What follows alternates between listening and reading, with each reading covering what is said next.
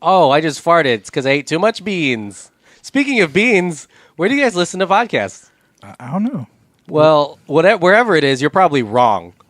Because the best place to listen to podcast is on an app called Podbean. P-O-D Bean. Wait, pod was probably the easiest thing. Yeah. Maybe I should spell bean. B-E-A-N. Cool. Podbean. I thought you were going to spell it wrong. You did it right. Podbean. Is it Podbean. really, it's spelled that way, right? It's pretty cool. Yeah. Podbean? Hold on. Okay. Here, let me get it clean.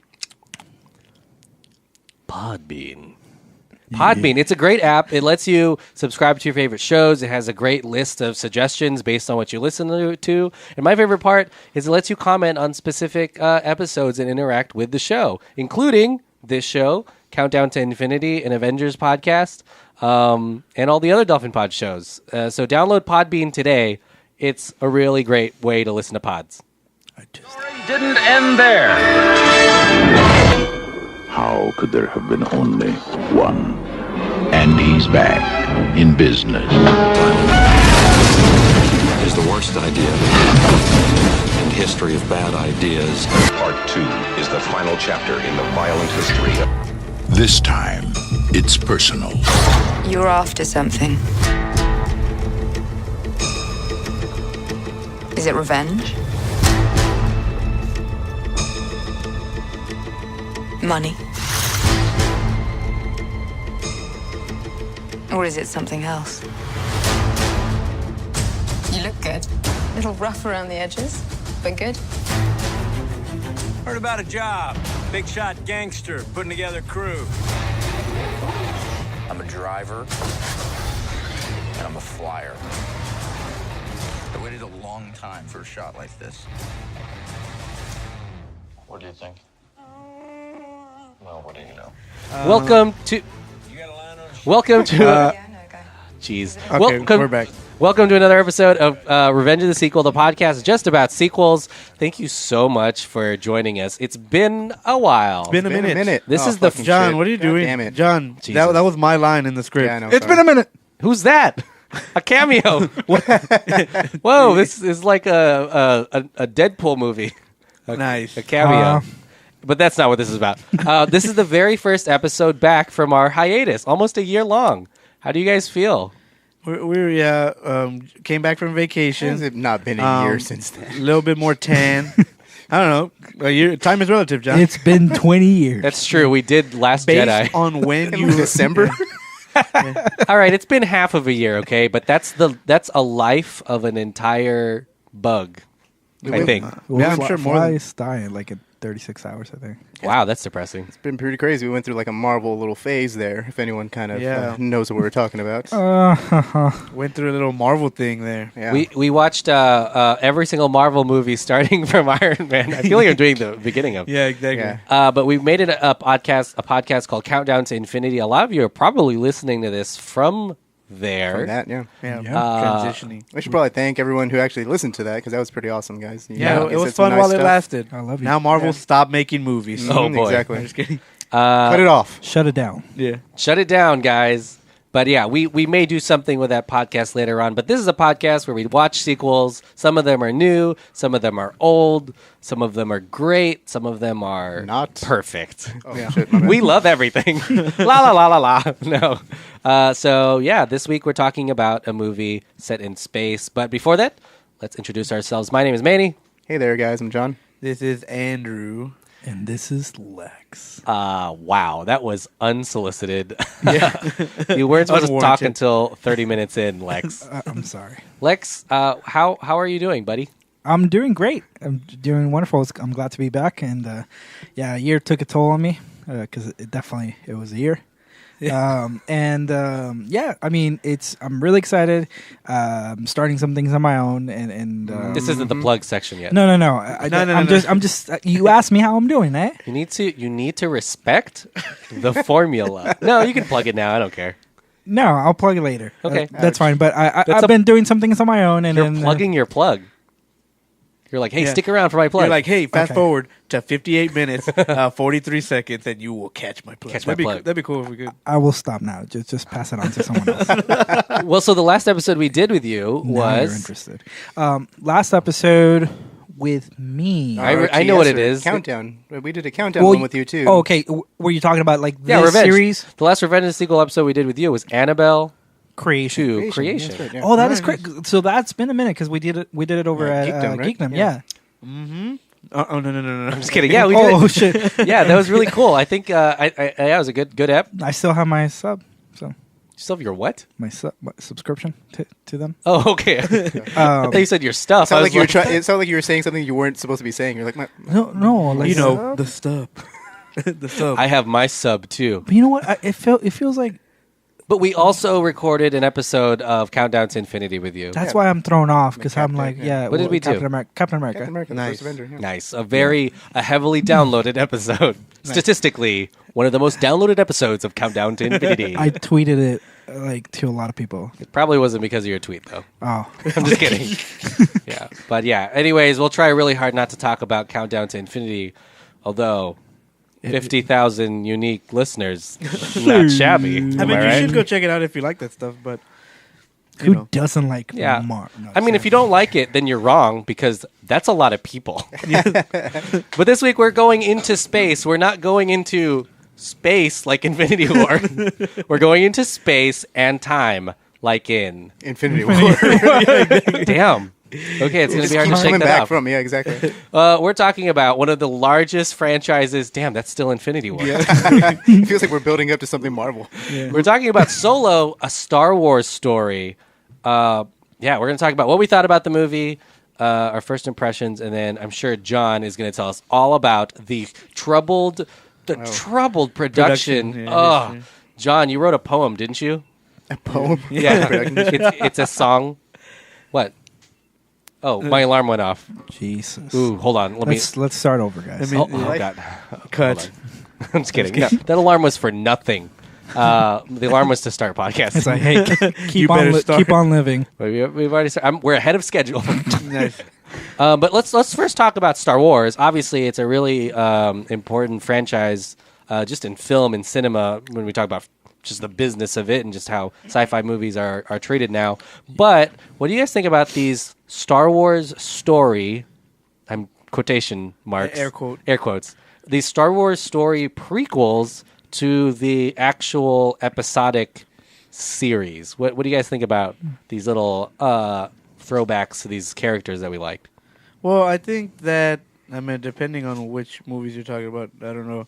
They're kind of like in betweeners between the prequels and the sequels, but They're kind of like in between just the original trilogy. Sure. They kind of yeah. feel like it. Yeah, almost. But I dig it because I think that the expanded universe stuff is pretty cool. The stuff they do with the characters in the comics and in the cartoons and in the video games, Battlefront 1 and 2, and things like that. I think it's a good way to start a universe, like an expansive universe, like the way Marvel has and all that stuff. But from the get-go, you saw the potential of the really, really big world that Star Wars could create. I know we've stuck with a bunch of the original characters for a little bit now, but I think that's the only downside of these Star Wars stories is that Yeah. they're kind of really beholden to the Yeah. original trilogy, which is like, I guess that's what you're saying. Like, it's really cool to get like these little.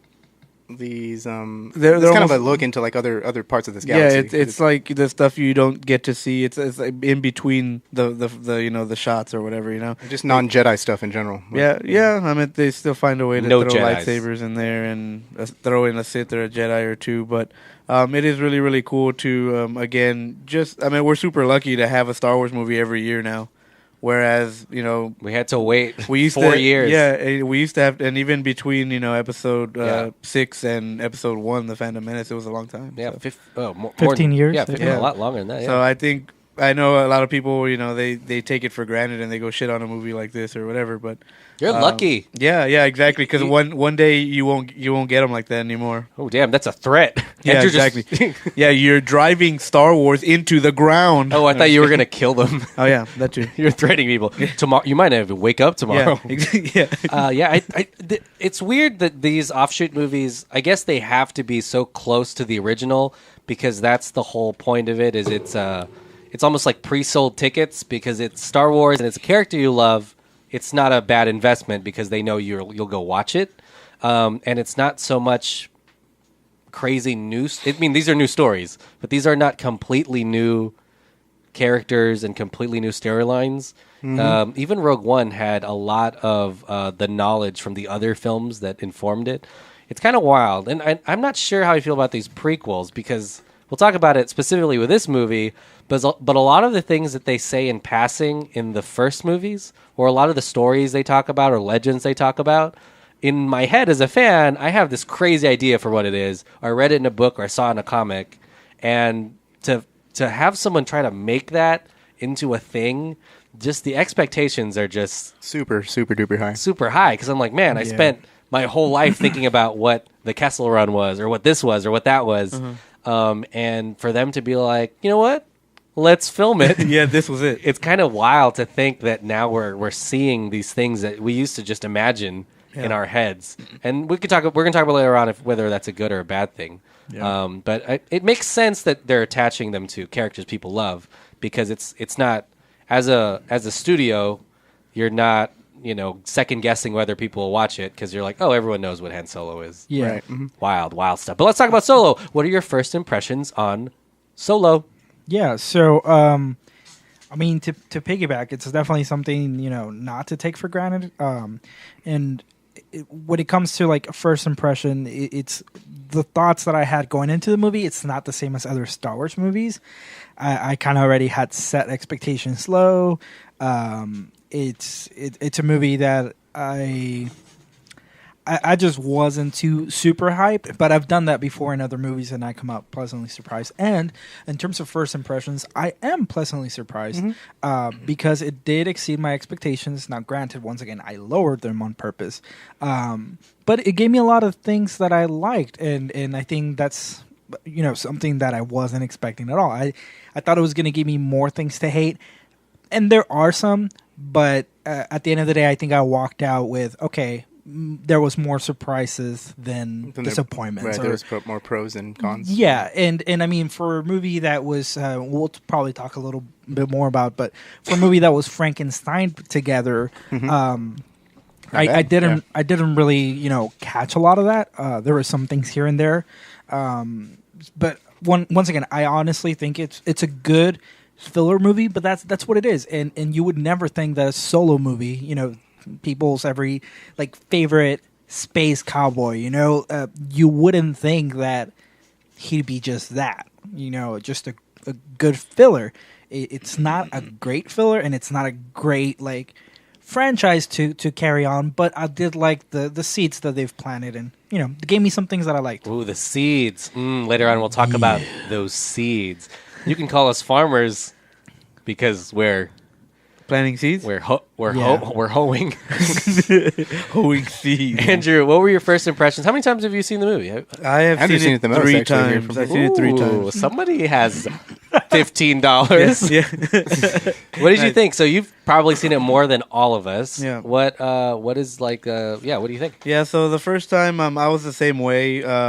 Obviously movies that in the history of movies that have director changes mid-movie.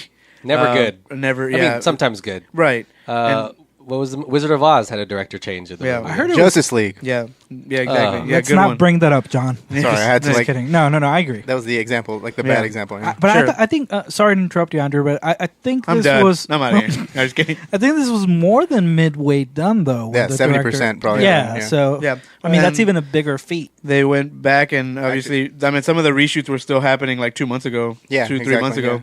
So I know that, again, they don't have a good track record of being as good as they should have been.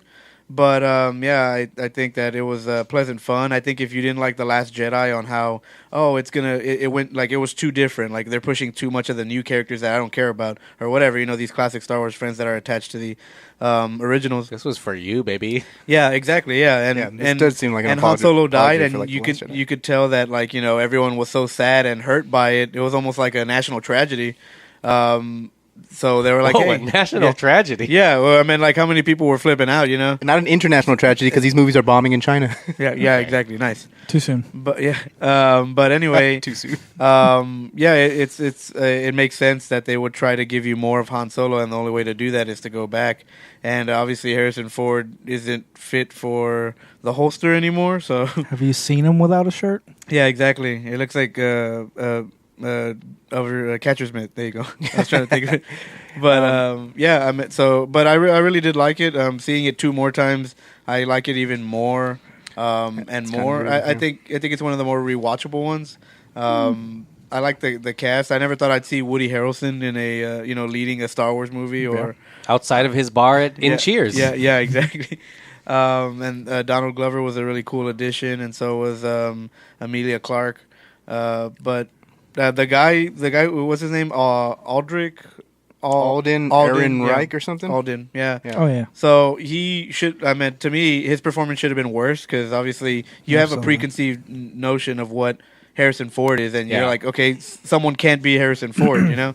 But he actually did okay with it. I don't think he did, a horrible job or a bad job. I think it was decent. Not as bad as when we talk about production stuff, the rumors that they had to hire an acting coach. Coach, right?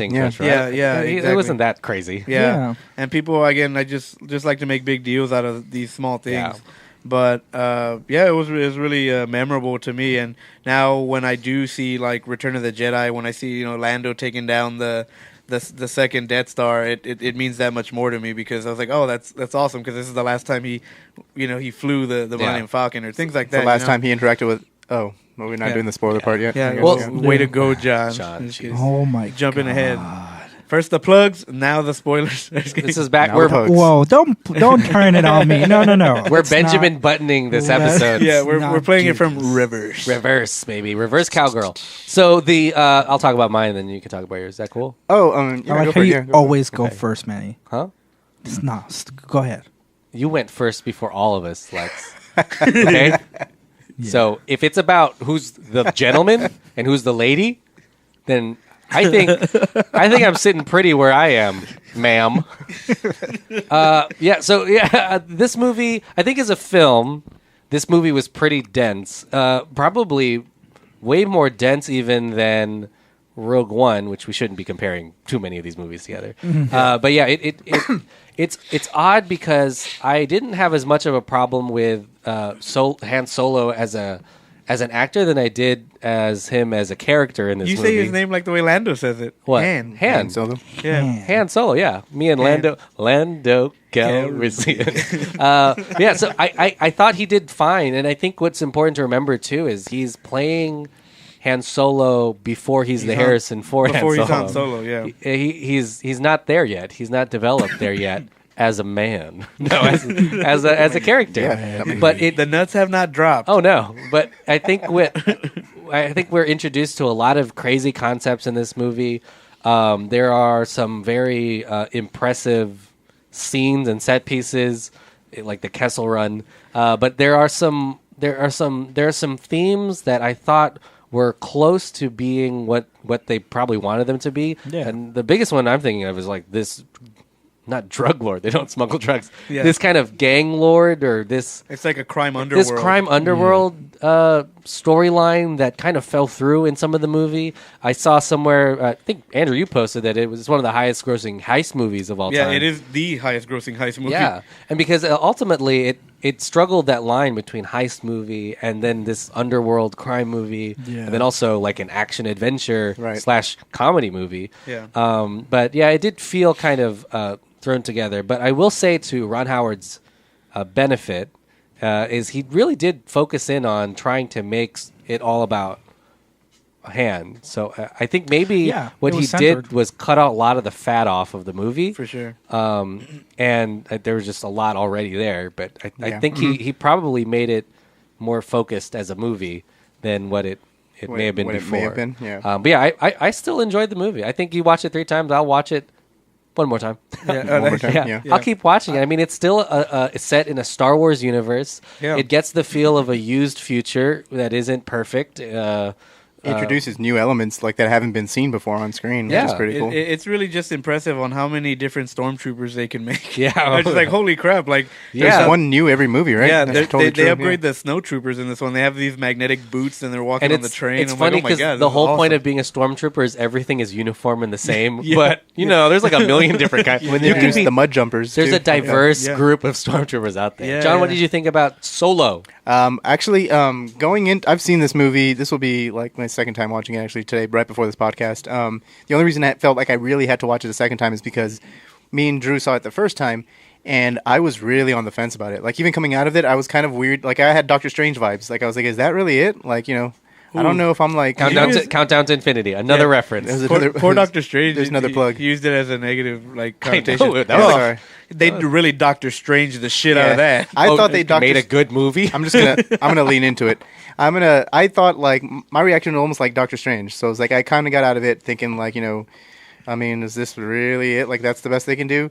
And so I was kind of shit. weird. What I was the kind of fuck? weirded out because like, I didn't really have that much attachment. And then Andrew was like ecstatic because Andrew had just watched it. That time he had just watched it the second time with me when I watched it the first And time. I was like, it was better. Yeah, and Andrew was like, it was so better much the first cooler. time or the second time around, and I was just thinking like, like it was cool. Like I kind of liked everybody else but Alden Ehrenreich and stuff like that. And it wasn't until watching it this second time around that I kind of had more appreciation for the whole thing of it.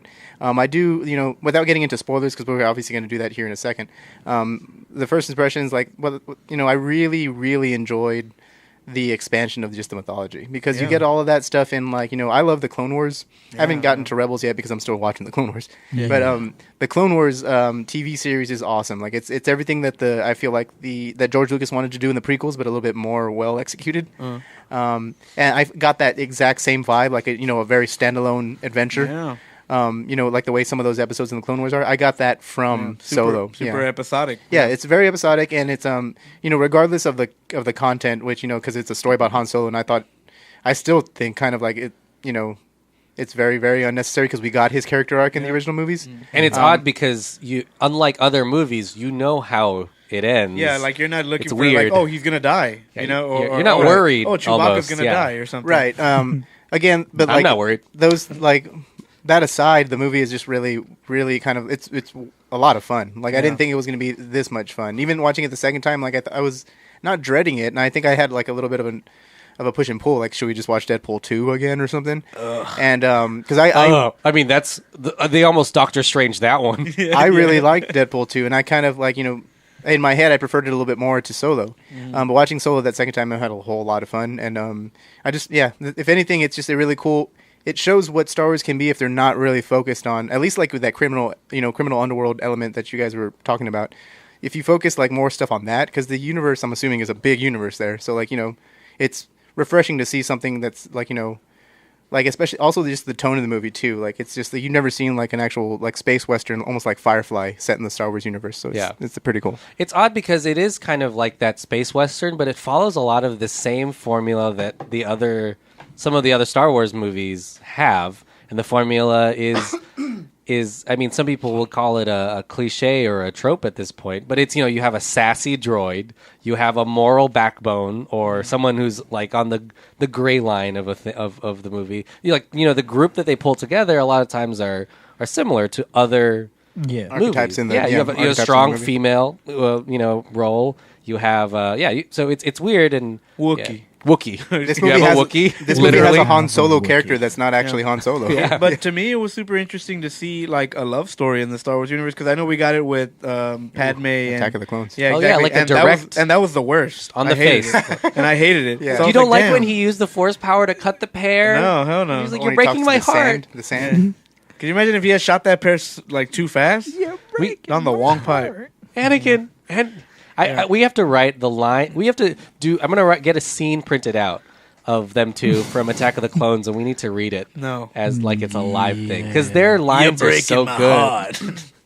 They're so good. The writing is so good. Gross. You're right though. It is like a different type of love story from Yeah, that one. It's that- kind of like a that- star-crossed. yeah. Well, I mean, I guess the other one was a star-crossed lovers type of thing Yeah, too. But this that one's was kind of weird. like a, crime. I don't know. It's just a better written love story yeah, than that. yeah. first- Yeah, that first time. I feel like it was organic, and it's also not where, like, it doesn't make you what's the word? Because I won't Come. get into.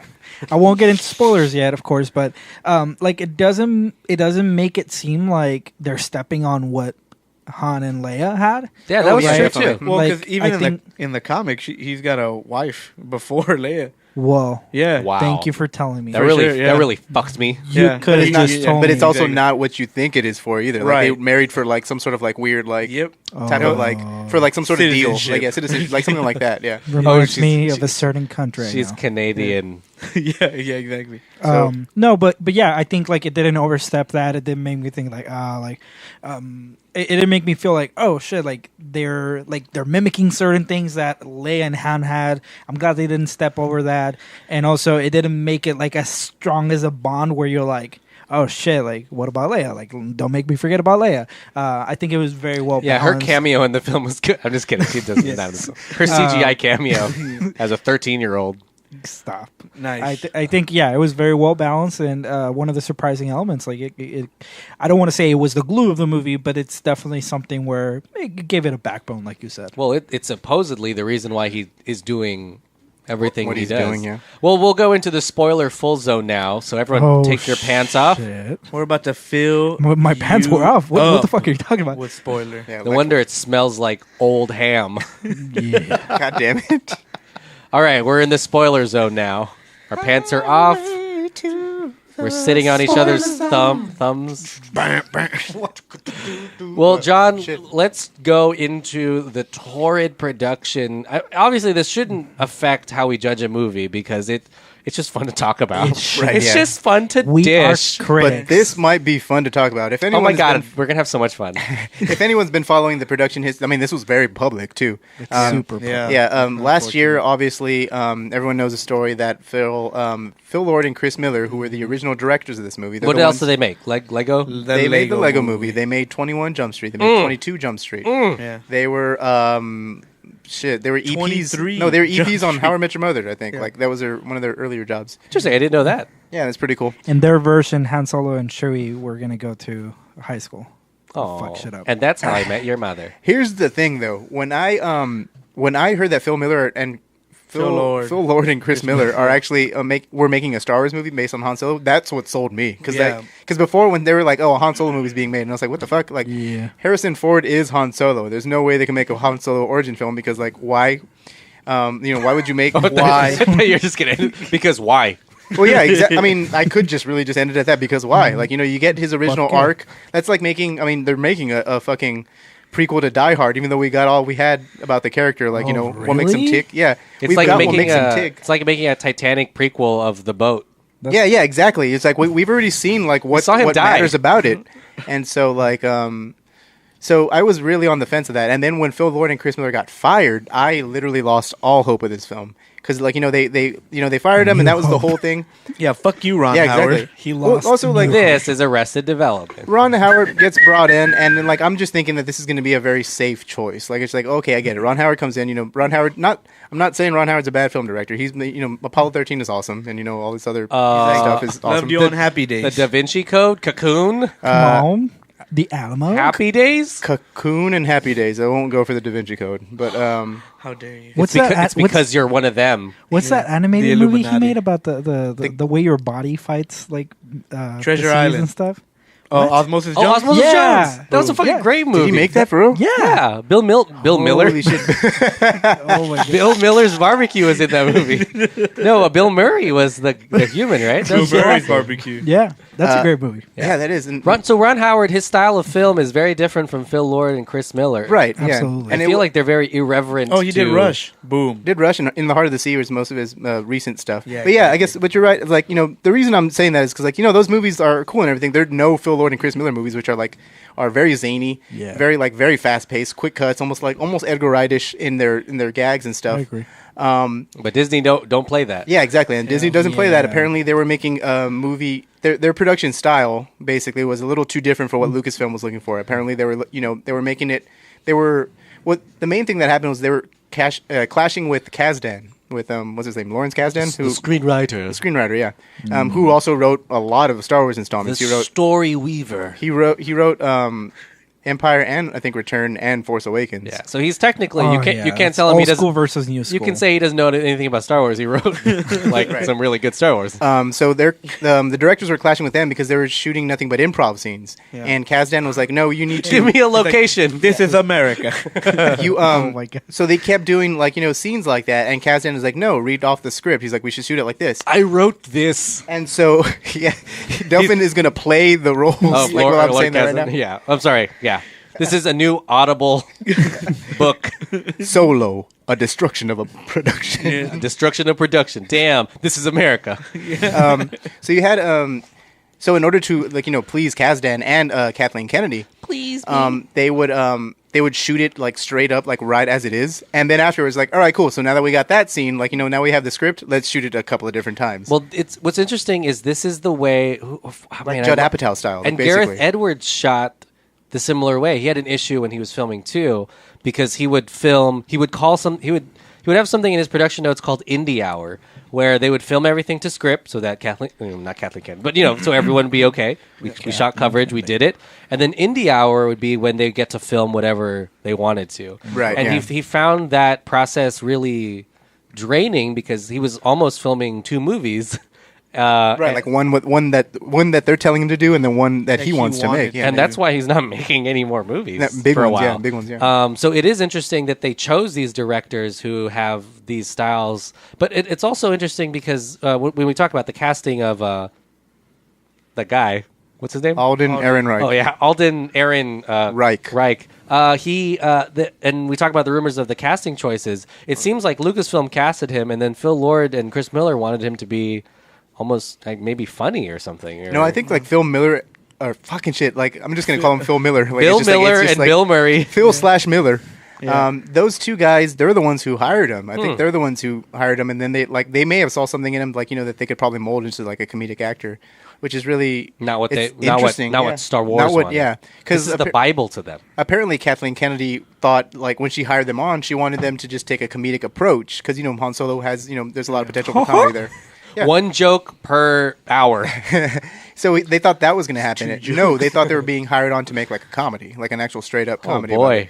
And so this kind of like it kind of got really weird, and it wasn't until they were looking at the dailies that they were kind of basically like, this really isn't working. Like Would you have liked a Han Solo movie that was a little bit more irreverent to the Star Wars lore and more freewheeling? Guardians of the Galaxy. Boom. Yeah, Star Wars. seriously, That's right? what apparently. I think it could have easily been like a buddy cop movie 80s between, music. between like Chewie and Han, and I think this had little sprinkles of that here and there, and I think actually those moments were some of the highlights. So maybe that's the direction they were going for, but they were probably just doing it in a off the playbook kind of way, and they just didn't. And then like it makes the producers nervous because this is like a huge franchise, and You're just spending like, millions of dollars on a thing you might use. If anything, Yeah. and you can put yourself in the shoes of the business. Okay, itself, I will. but- Hold on.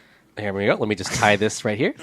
And let me put this Velcro on. All right, I'm in those shoes now, Lex. But you like if you look at the other side, it's if there are any Star Wars movie to kind of go a little off the playbook, it's these Star Wars story movies rather than doing that with. Yeah, you don't affect the future. Yeah, like you're not playing too much blindly. Except Last Jedi kind of did, but you're not playing too much blindly on the main trilogies. But I feel like the Star Wars stories should be a little different. Like I felt like Rogue One felt different, but it still was at its core a Star Wars movie, and I really enjoyed it. It's I agree with what Andrew said as far as like being really easily rewatchable. They're easy to digest. The plot is usually point A to point B with some fun intertwined, and so. I could have seen it go both ways. Like it could have definitely been, that super charismatic, movie that revolves around that. Maybe a little bit of heart in there.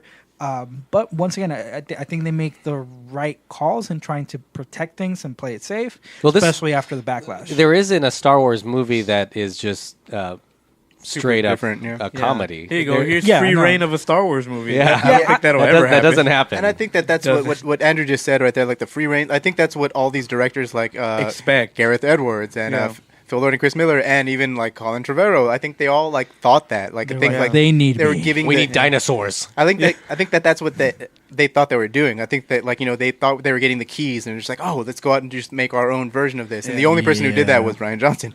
But but boom. But because like that's just so weird that like Kathleen Kennedy would kind of hire all these in general because you bring all this because even though like these production problems kind of like I mean we probably won't ever know what the movie would have been like, but the movie that we got was pretty good, it's pretty good. It's just like why would you bring that type of like kind of negative press to your movie? Yeah, like, it's just kind of weird. Yeah, you're under a big microscope. Yeah, exactly. And you're not also you're not winning over anybody either because like that obviously if everyone knows The Last Jedi came out in December and a lot of people have sworn off of Star Wars just because of that movie. People.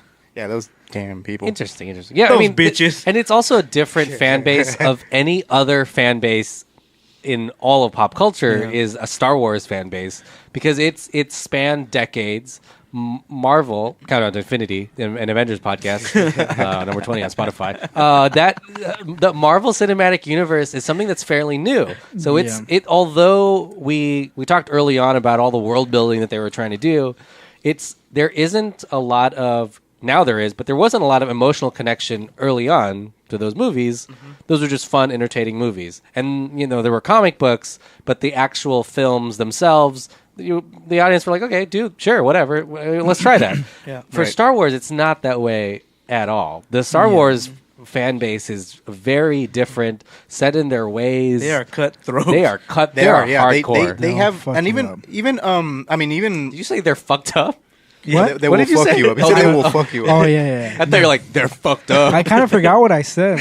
I was gonna ask you to pause and rewind. Yeah, I think I did say they were. You're fucked like, up. yeah, sure. I said that. Give out your Twitter handle. But like even me being like, I consider myself a huge Star Wars fan. You're dressed up like Jar Jar Binks right now. Exactly. Yeah. Exactly. Some fan you are. Yeah. I mean, I just like I have a set way in like and what I expect from Star Wars, but I always kind of like what Lex did. I always lower my expectations with any movie that I go into because I know that like the franchise. I mean, I'm not writing the next Star Wars movie, so the franchise doesn't really belong to me. So I am. And I'm also, writing the next one. So like I can and there were some parts in The Last Jedi which took me by surprise and that I kind of still like were weirded out about.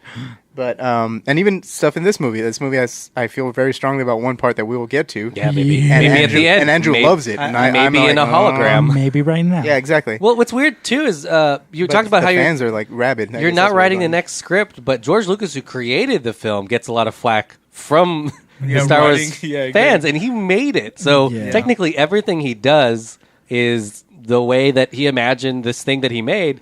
But it's even much bigger than the guy who made it. People now it is because people shit on the prequels all day long, but those were like his. Yeah, baby. He wrote them. Those are his like full vision. Yeah, his full vision. That's what he wanted. I heard someone make like a really good reference.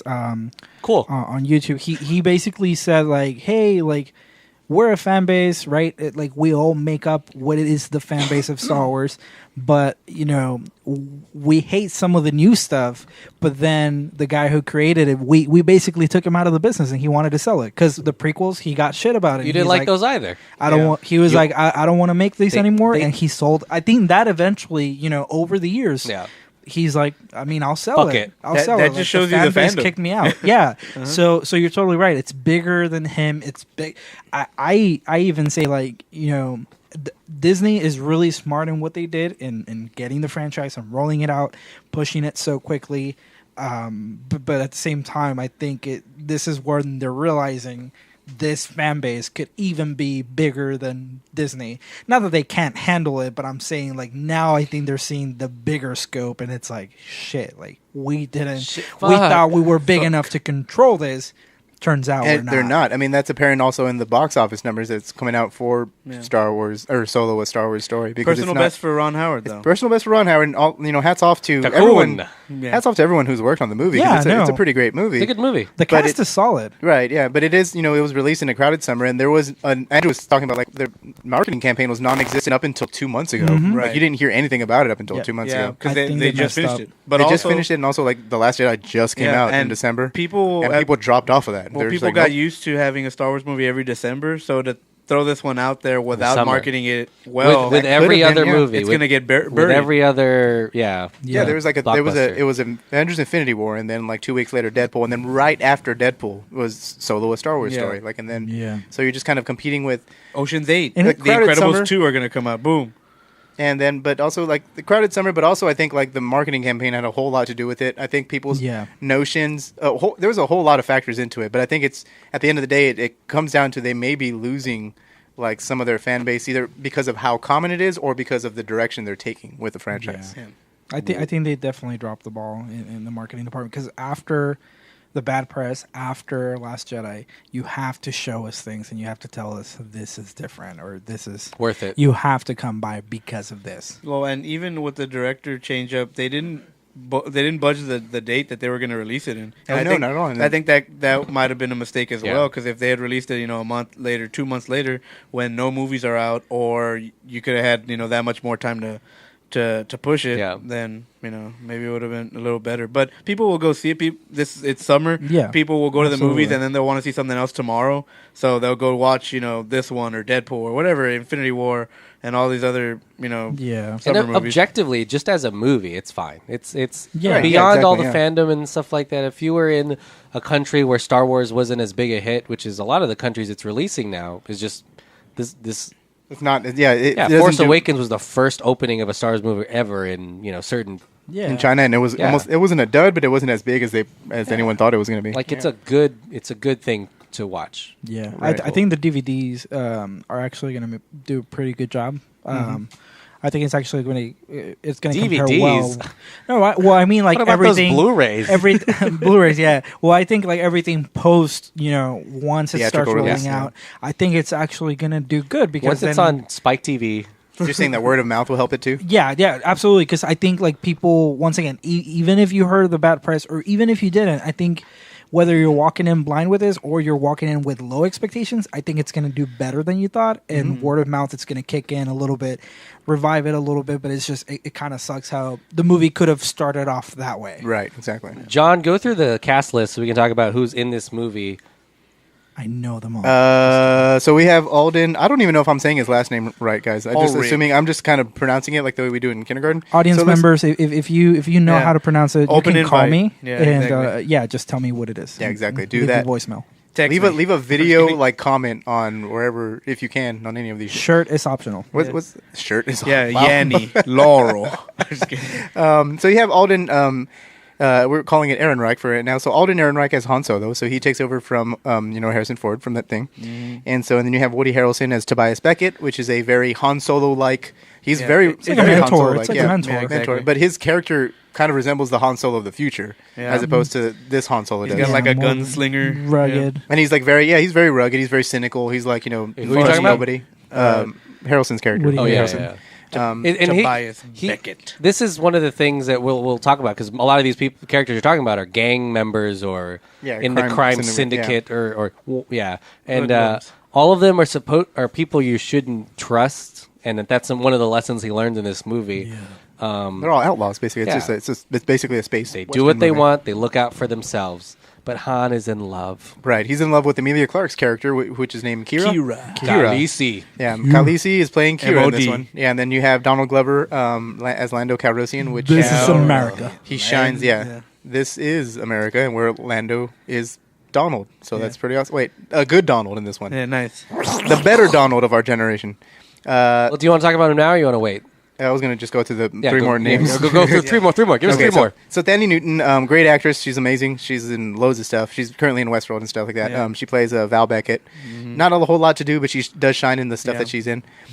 She was cool. Phoebe Waller-Bridge plays the voice. She steals L3. every scene that she's in. She plays L337, Yeah, which is Lando's first mate you mate droid companion. You got Rio, John Favreau. You You do. You have Rio, which is a character that Jon Favreau plays. Oh, that was Yeah, it's no Jon Favreau. wonder. Mhm. Well, we'll get into more spoilers, but I really like that character.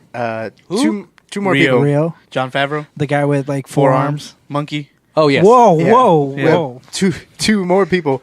We have God damn it, like we have I don't know how to say this name. Jonas Suotamo Juna Sutama, who plays Chewbacca. He played him in The Last Jedi and in The Force Awakens. Yeah, and Did then you pretty good. He's back for Chewie as You this have one. the Vision, Paul Bettany. Yeah, and then you I have think Chewie was very well written. I'm just Chewie saying. was awesome. Yeah, and The then you lines, have, I didn't buy them. I'm just kidding. Yeah, he was good. You have Paul Bettany. No, we'll talk about what doesn't work about Chewie here in a second. Holy Paul Bettany. shit, what the fuck? Paul Bettany as Dryden Voss, Dryden Voss. who is replacing Michael K. Williams. Michael K. Williams, you guys recognize from The Wire. From RoboCop. Yeah, he's also in RoboCop. Did the you remake. notice- He was actually Dryden Voss for the entire duration of the shoot when Phil Miller and Chris Lord were part of it. And whenever the reshoots came on, he wasn't available for the reshoot. So they literally cast somebody else as his character. And they took it down from a CG role because Michael K. Williams, Dryden Voss was a cat. It was like an alien cat type of thing. And then after Paul Bettany was cast, they just They're like, scar him up real quick. yeah, they and just throw scar him up. Just the put Vision. scar him up. He's the Vision. I Get him could out see of that because it all happens. He never leaves his room. that room. Yeah, so like it was all just like film like there. And Speaking about the room, did you see the Indiana Jones cameo in that room? I did Yeah. not. I saw some I won't Sith tell you stuff. about it. Some Sith artifacts. I didn't know that. Yeah, I didn't know that. What? Either. That was crazy. Well, he's a collector. Let me see. If Countdown you to guys, Infinity. Yeah. Well, he is kind of. In that room. He has so much stuff in it, and in that room, So let me see if you can guess what it is. idol. What, is it one of the jewels? Not a little gold idol, not a jewel. a Let's whip. just say he chose wisely. Oh, it's the fucking the Holy Grail. The fucking Holy Grail. He has the Holy Grail like in his that, yeah. room. That's from the Bible. Yeah. Yeah, wrong reference. So Jesus is real in Star Wars. in Star Wars. But yeah, it's wild. I just read that earlier today on Ron Howard's Twitter feed. Oh, that's pretty cool. And that's awesome. And there's like loads of Back there's to the loads of Future. There's a people. Back to the Future Back to reference the in Future. there. He says Needles, his friend Needles, died on a race. Yeah, exactly. Wait, Hey, what's what? that? Needles, Back to the Future. Did too. you see Lucille joke? Yeah, Lucille Bat. Lucille. Oh, nice. Oh, no kidding. But yeah, so a lot of great actors. Let's talk about some of the big ones. The guy who plays Han Solo, we talked about him already. Forget him. Yeah, you're right. Donald Forget him. Glover. I mean, obviously he doesn't have the charisma as Han Solo, but he's not Han Solo. Yeah. I mean, You'll get there. Well, actually, You'll get there. let's talk about that right now. You'll get there. What did you guys think about that? About who? him? I'm sorry. About him being Alden named Ehrenreich? Solo? Yeah, name Solo Go in ahead. name only. Yeah. What did He you think? did fine. He did just fine. No, he's talking about the name, like when he's going through the checkpoint and they're How like, he got his Han. last name? Yeah. Oh, fuck. Solo. Oh, is that what you were shit. talking about? Actually, no, I was just talking Yeah. about like an overall thing on the characters. But now that's a good point. Yeah. Oh, shit. I don't know That if I was like fine. that. I was cool with They it. That speak, makes sense. They God damn speak it, I thought it was- Spanish in space. Ta solo. Ta Hey, solito. whoa, Okay. whoa. Boom. Spanish Han is dos. very, Yeah. very It's universal. Yeah, there's no official language for Star Wars, Andrew. Yeah. The common tongue. Plus, if Oh, wait, you no, think Game of about Thrones. it, the social commentary, it was at a checkpoint, and then there's a border. There is Oh my there is God. families Oh, yeah, getting yo, taken definitely. ripped I mean, apart. pretty sure and that there's was pretty obvious. Police like, brutality by Yep. the stormtroopers there. There's This is America. the propaganda of like This is Corellia. This is a empire, galaxy. Yeah. The empire of the propaganda and all that. Yep. You know how Well- nerdy I am? When I heard them say Corellia, I was like, oh, that's where the cruisers are made. Yeah, the Corellian ship. Yeah. They're like, you know, Oh shit! I that's- just realized that. that's awesome because I've known about Corellia since the Rogue I've Rogue known about Squadron. Corellia much sooner than that. Oh no, I wasn't trying to compete with I'm you. a Corellian expert. like before, like before that. If anyone's even played, before you even knew about it. if anyone's played the Star Wars Rogue Squadron video game for the N64, N64. two planets are featured on there. I Kessel, wasn't born. the spice mines of Kessel are on Boom. there, Spicy. and the and Corellia. Corellia is an actual. That's really you know, cool. Yeah. Well, what I was gonna say about the name, I didn't mind it. I kind of smirked, but I'm pretty sure like a lot of people just I went. rolled crazy. my eyes. Yeah, it was pretty crazy. Yeah, I just had a little, like, oh, fun, like good one, like not like a good one, but you know what I'm saying. You guys don't understand. In this place, name wasn't important, but he needed one to get, and so they gave him a name but- that epitomized who he was. So low. That's like someone He's alone. That name is like so low, but fucking shit. I'm just thinking like So you know, low? John. it's What just- if there's like a million Solos out there? They're like, okay, Bob Solo. so like you're the, alone. the prequel to Shmi Skywalker, Anakin's mom is just like, you look like you're walking on the sky. Yeah. Skywalk. Is that how everyone gets their last names? They're just Probably. like, no, yeah. So yeah, Maybe. We don't know. Stop, It's a little stop weird. doing. I know Disney's listening. Stop doing that. yeah, just make it their but- actual name, fuckers. So actually, it's good because Fuckers. that was a memorable scene because, and I don't want to jump too far ahead, but what bothered me about that is, they kind of tried to give him some death because he was like, I have no people when they asked for his last name. But then he goes on and talks about his dad and stuff. Yeah, that's kind of weird, right? And I was like, okay, I thought you were going to have more depth. It's like, oh, maybe he didn't meet his parents. Maybe that's why he left this life and he was living like as a slave or something. Street rat. But no, he's talking about his dad. He's like, oh, my old man, like he used to do this. And I was like, dude, you should have like, yeah, like you if you wanted to do that, then keep the last name. Yeah, it means you're proud of what you're coming from. And I noticed that right off the bat too. Like whenever you said that, because he's like, I have no people, and then a couple of scenes later, he's like, Lando's asking, I have so many people. Yeah, it's like Lando asked him, "You close with your old man?" And I'm just thinking, like, what the fuck? Like I thought he had no people. He has a dad. Yeah, everyone has a dad. No, but he knew him. Was raised by a single mother. Boom. Wow, boom, and he's pansexual. Boom. Yeah, he is pansexual. Yeah. Apparently, he fucks a droid. Hashtag this is America. Well, L3. They never said that. L3 admitted, like, hey, I thought about it. What's the problem? No, she said, like, how does that work? No, I really like that. Lex, what's the problem? She does say it. Like, yeah, she goes, how does that work? And then she looks at her and she goes, there's a pause. Yeah, there's a pause. It works. She knows, but how would she know if she didn't know? It's not like she's a robot, artificial intelligence. She has knowledge. I put my dick in my Keurig and pressed. Yeah, exactly. And your Keurig knows though, like it works. Yeah, you put motor oil on it.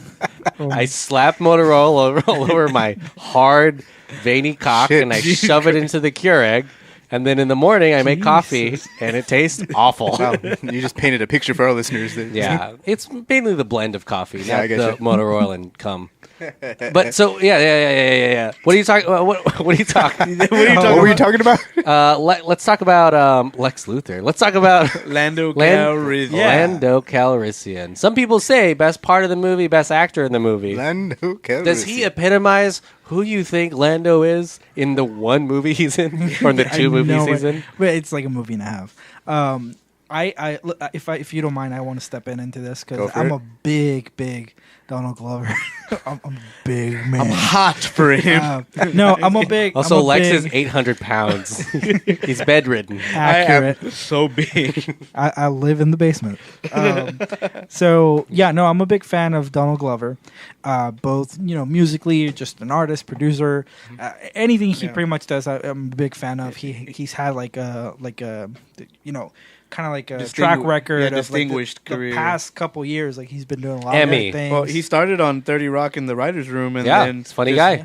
Community. Yeah. And I was really excited to hear the announcement. I really did. Actually, I would tell people I'm watching Solo because of Donald Glover. I still think that held true up until like when I bought my ticket and everything. Coming out of the movie, it gave me what I wanted from that character. He's very suave. He has, the charisma. I think it's a good character to kind of like, not necessarily match, but to kind of set the tone in terms of like, this is how smooth you should be against someone that's supposed to be that smooth with Han Solo. But I still didn't come out of the movie impressed by this, but I didn't come out of the movie thinking he was bad. He was the best. Part of the best. No. Yeah, no, I think he did good. But he didn't steal the show, in my opinion. Like, I don't think he's the best part of the movie. But once again, that came as a surprise because I really went into the movie just for him. So I think it's a good thing. It's kind of like a win-win because, I know Donald Glover's already great. But I came out seeing greatness in other people. Interesting. Yeah, you're wrong, but okay. I'm kidding. No. Yeah, that's interesting because cool. Yeah, I really did cool think I thought he was a really great actor. Absolutely. But it's odd that my favorite part wasn't when he was being suave and playing, cards and winning all the time. It was when he almost right before he leaves that final planet, and he looks so heartbroken because the ship is gone. I was like, man, this is insane. And his droid's gone too. And his droid is gone. L3's the ship, And it's just so. And I thought that part for me made me realize just the relationship he has, not just with the Millennium Falcon, but with Solo and this kind of intense thing that happens when you spend just like a day going through something really important with one person. Yeah. And the kind of bond that builds very quickly. Yeah, he does spark some of the most emotional parts in the movie. Absolutely. For sure. When L3 dies, and it's so cool. He runs out? Yeah, he runs, and it has one of the best shots, like, the way it was shot. Yeah. Parts in the movie where it tracks him towards her. But even that scene sparks like a little cool scene between Han and Chewie, where Han runs after him, and Chewie kind of looks at him and is like, "Damn, This is dude, the choice. This dude is so badass My that boy. I'm gonna leave my people." Like he had the opportunity to leave, and he's like, "No, like this guy's my It family." was like a life debt. I think. Yeah, it's kind so of like that type of thing. Yeah. So I was watching it this third time. It really hit me hard because I was like, "Oh man, Han Solo's so sad at This watching is the Lando." bond. Yeah, Yeah. exactly. Emotions sparking these other emotions, And he's with Han until he dies. yeah, for sure. Yeah, that's pretty crazy. Back to crying. the Lando thing though, because I do want to move on to Chewie, and the Chewie Han relationship, because that to me is the heart of the movie. Like maybe a little bit more so than Kira and But- Han. No, I But agree. I Yeah, did for like sure. Lando, especially though. towards the end. Her Yeah. thing was weird. He was one of the to me Lando? just Yeah. to wrap up my thoughts on Lando. But yeah, he was definitely one of the better parts of the movie. I agree. Yeah, and Yeah. yeah, Donald Glover as Lando. Yeah. As soon as I heard he was cast as that, I was like, no fucking way. Like that's fucking insane. Like, and then even watching the trailer, like just thinking like how he's gonna pick up Billy D. Williams' mannerism and stuff. Because Lando's a character we only got for we didn't spend as much time with him in the original trilogy as we did the other characters, really. But he did come into his own during Return of the Jedi and stuff, and we didn't really see him again afterwards, which kind of sucks. His but, betrayal is critical to the third movie and the the third end of movie, the yeah, second exactly. one. But you see where that comes from in Yeah. this movie, which is pretty cool because Yeah. like every character in this Backs movie it is like they're all Sleazy. like Yeah. they're all sleazy. They're In all their like own out for way. themselves. Yeah, It's the life they live. And Yeah, it's, exactly. It's great because if now rewatching his character, there's something added watching this movie and watching him in Sky City or Cloud City. Because his character, because Andor. Lando's character comes into his own in Empire Strikes Back. Like that's when he learns his lesson, to help Late in the people. game. Yeah. Yeah. But like Han learns I wouldn't say he learns his here. He learns it in A New Hope. But like, Which is weird because in this movie, Han's development makes you think that, he's going to help the rebellion now. right, he's like that's probably like a little bit of a fault to this movie. Yeah. It kind of builds him to be too good even by the very end. He should have been It was like he addressed was in too. the next one. Yeah. It was addressed when Kira Yeah. told him like you're the good guy. Yeah. And so, but again, that's Oh kind no, of were we talking about Lando or were we No, talking no, we're about talking about oh, Han. okay, Talking yeah, about yeah. Han. But like, Yeah, it was man, addressed. But back to the Lando thing. The Lando was like, I mean, Donald Glover is just great. I mean, he wasn't in the movie as much as I would want him to be. Yeah. And that's why I think like I agree partially with you, Lex, where it's just like he wasn't the best thing in the movie because like He I was still wanted barely in more. it. Yeah, Yeah. he was barely in it. I still wanted more. Like I almost kind of wanted basically a movie, basically a third wheel movie. Basically, it's Chewie, I Han, agree. and like Lando or That's something what I like that. expected. But like what we got, because a crew, like a crime crew, that makes sense. Because in heist movies and stuff, you don't just have like 3 people. Yeah. So like that makes sense. And but I did love like even down to the fact where like. I mean, Calrissian Chronicles. the Calrissian Chronicles, which is an actual, it's a reference. What the story he's telling is a reference to expanded material, like in the Interesting. 80s. Yeah, it's one of the books, the Lando Calrissian Adventures. He references that as that first story that he's telling, and I was like, Didn't that's they pretty cool. confirm that they're starting to plan out his own thing? No. Maybe. Yeah, They I don't confirmed know. it, then brought it back. I was gonna Yeah, say because like that this- depends on the box office and like I Oh don't know. no, if it will. absolutely. Yeah. I think they planted some of the seeds where, I mean, that's a big name, Donald Glover in its own. I feel like they could do it. They're waiting for this one to I feel make like bank. there should be a sequel to this movie, and it should be called Lando. And see, that's the thing is like, at first I was thinking like, because we've gotten the backstory on Han Solo, like in literally everything that's Star Wars related, why wasn't this Lando's movie from the start? I guess in my opinion, Yeah. because I was like, you should start these spin-off stories need to like kind of tread new ground, and they do in this movie, but like not enough, I guess. But Yeah. They do. There's a lot of new. I'd say there's a lot of new canon in this movie. There's yeah, a definitely. shit ton of new. I wasn't canon. saying like just stuff like that. I guess I was trying to like I don't know express the fact that like it's still like a I meant story canon. about Solo. I meant canon, like the lens. Oh, okay, I bet you. There's Or a lot of new fire. canon lenses in There's this a lot of movie. canon fire too. Yeah, a in this lot one, of too. cannon fire, exactly. Canon fire. But now let's talk about. I kind of want to talk about Han and Chewie now. Like, Yeah. Han and Chewie is. This is what Yeah. to me these scenes is when Alden Ehrenreich he was the Han Solo. Like the scenes that where he was talking to each other, almost to the pack where like I agree. every time they talk to each other. I can believe that. I was like, damn, that's cool. That's Han Solo and Chewie. And then as soon as they start talking to other people, I'm just like, God damn it, it's Alden Ehrenreich doing Yeah, an that impression. that chemistry is really critical to the Do to you how mean he treats. Chewie Street? Yep, Was that we're coining that one. Yeah, Chewistry. Well, the Chewistry was. I felt like it was really good because it's always this. He's always that voice to Han of like reason or And he's funny because like the best character, like nature wise or like moral wise, is Chewie. Yeah. Everyone else is out for themselves, and Chewbacca's the one that's kind of like I'm the best. Yeah. The goodest. and he's already 100-something years old in this, right? So 190. yeah, which we see in this. So it's interesting. He should also have an origin movie. He eats people. Boom. He does. He was in I'm sure he eats everything. Chewie. He was in episode 3. There were two really big introductions in the movie. I think Super Chewie's huge. Chewie's introduction, which was almost like a throwback to a Rancor scene. Yeah, I'm sure everyone and thought then- that the Rancor was going to pop Yeah, up. but I was like, man, that's a small Rancor. And then Lando's. Those are the two that you Big know are introduction critical point, to yeah. Han's life. That you knew were in the movie, but we're like, how is that going to be unveiled? And I think it's cool that Lando's was in a It's like it's a poker pit. Yeah, or a in a- sabak. in a poker Sub- pit. Sabak. where all of his charisma hides the fact that he's just cheats. Cheating.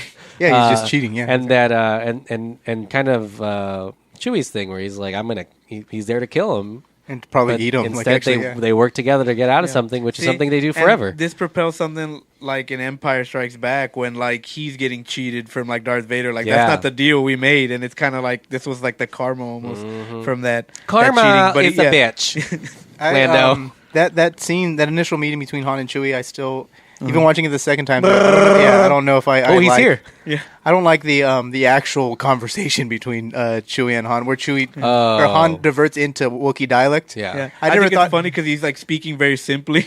Well, it's he's also like, like- fake fight. This is the VU actual fake first fight. time you hear like that someone actually has to talk to him in the same fucking like. Because Well, he with doesn't the have same to, noise. right? He understands English. Right. Yeah, I think that's what what I was what thinking. But stops Andrew, it. But I think it's that connection. Yeah. right? Yeah, and that's what You're- he's like. What the fuck? You're seeing an enemy, like, right, and I don't want to get too much into a cultural battle, but essentially, if you this is America. no. Well, it's essentially if you think of like bigger wars, there's been other movies when they show two different tribes or two different countries fighting against each other. Avatar. And then One of them I just forget kinda knows which the other movie, one. but yeah, if one of them speaks the native language, it truly builds that Yeah, bond. that's It's like Avatar. you have Yeah, for appreciation for my Dances with culture Wolves, and yeah. things Yeah, like that. well, so I feel like And he is very tribe-like. They That's do true. mention Yeah. it. Remember, he's looking for his tribe or his family. And I'm sure people beg for him to stop killing him in English all the time, so it would Yeah. just be Yeah, Well, something he absolutely. forgets. the last time we did see him was episode 3 when the Empire was taking over Kashyyyk.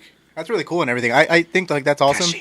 I was just thinking I just have a weirdness to the fact that like I didn't know that people actually had to talk to Wookiees in that type of like thing. I agree. Yeah. So Because that's the first time you ever see this. yeah, Ever. I Yeah. can tell you in the moment, like watching it, because I'm not one to like sit down and enjoy the movie. I know it sounds bad, but it's fucking weird, Lex. Why do you even go then? No. It's because what I I was hate gonna 'em. say, it's weird that I don't isolate to that experience. I can actually do both. I can sit down and enjoy, but also deconstruct.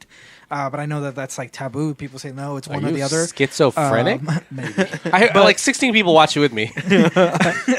No, but what I was gonna say is essentially like in the moment watching that scene, I agree to use to a certain extent. It's like not too sure about that, but then it started paying off little by little. Because think- like I was unsure if that was like a serious like dialogue scene or was Or it like, played up for laughs. I think Like, it I'm was just like, definitely. I agree, yeah. I but got the same one vibe. where This is a It's Phil played up for Lord. laughs. I saw it opening night and everyone was laughing so hard. I did not actually put that together. That could have been a Phil Lord and Chris Miller idea. Because they have a lot of their things in this movie that have stuck sure. around. Probably around those big set pieces that. But you They not just putting kept- that together, once again, it's a good thing because Yeah. the Yeah, movie yeah, doesn't exactly, feel yeah. like, oh shit.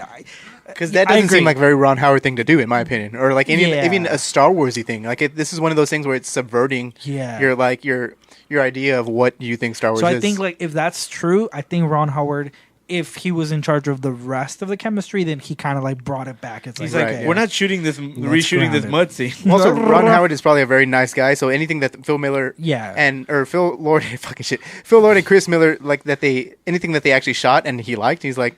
Yeah, he's like, what? They That's were good. on the. Yeah, exactly. For Just laughs. keep So it. I Yeah. can roll with that. I can probably like It doesn't Exactly, ruin yeah. the take it movie. into my It thing. doesn't break anything. So he's like, yeah, that's cool. Yeah, exactly. What do you guys think about the love interest or the love story? I don't even say the love interest. The love story. Do you think it was a strong enough So bond, or do you think we just got plopped into Andrew looks like he's Khaleesi. ready. like Yeah. a 20-year relationship in the Mother last of 5 minutes, and you're like, oh snap, Well, they love each other. one of the best scenes I think that contributes to this feeling is when they're doing the heist on the train. Because you're seeing basically two people die, and you're seeing there's only two ways this can go. You're either Woody Harrelson or you're what's his name, Rio, in the ship. I get So like you. he sees Rio die, and Rio goes, "Hey, she was right. Like everybody needs somebody." He says, "Don't die alone." Yeah. Because he's dying alone. Yeah, basically, exactly. yeah. And he's a pilot and dies alone. Yeah. And then it's either you're him or you're Woody Harrelson watching the person you love die. Are you solo? In this life? Yeah, exactly. So that's why Dang. he's alone, and that's why I was like, man. I'm able to notice these things on the rewatch, on the rewatches. But I notice these things. But I think they definitely contribute to something like that because it gives you like perspective as to what he's feeling now. Like, man, like, and especially you see him in A New Hope, and you're like something hard in him, Yeah. And that's something made him hard. And that's why I'm not too upset about the way this movie goes, because by the time we see him, when we see Harrison Ford, he doesn't trust he's anybody jaded. because Something, the person he loved is like so cut it's out like on him. something happened in this movie or the next in one, the or in the next potential one next one. that continued to make him, because this is I read somewhere this is hopeful Solo. This is Solo. Yeah. I'm young, I'm sprung, Yeah. I'm getting it done for my lady. I'm thick. Well, I mean, But there's so many betrayals happen in this movie to him, but I don't know if it's enough to make him that way, and to I make don't him that think way I don't think initially. it isn't because, Yeah. like, I mean, he's still kind of very hopeful by the end of this movie. This like, just happens in a week. He had one yeah. bad week. well, what I think is like, and correct me if I'm wrong, because maybe I'm not piecing Okay. it together, but we've said it. There's still probably a gap between this and New Hope, like when we find Han Solo. But he's going to Tatooine, and I'm assuming like the seeds of the planet is he's going and he's going to start A job with Jabba. involving himself with Jabba. So I feel like that's the aspect of the story that gets him to the point. Is like, you know what, these guys are even worse than the guys that I just faced. So I think that's what's really, and I feel like.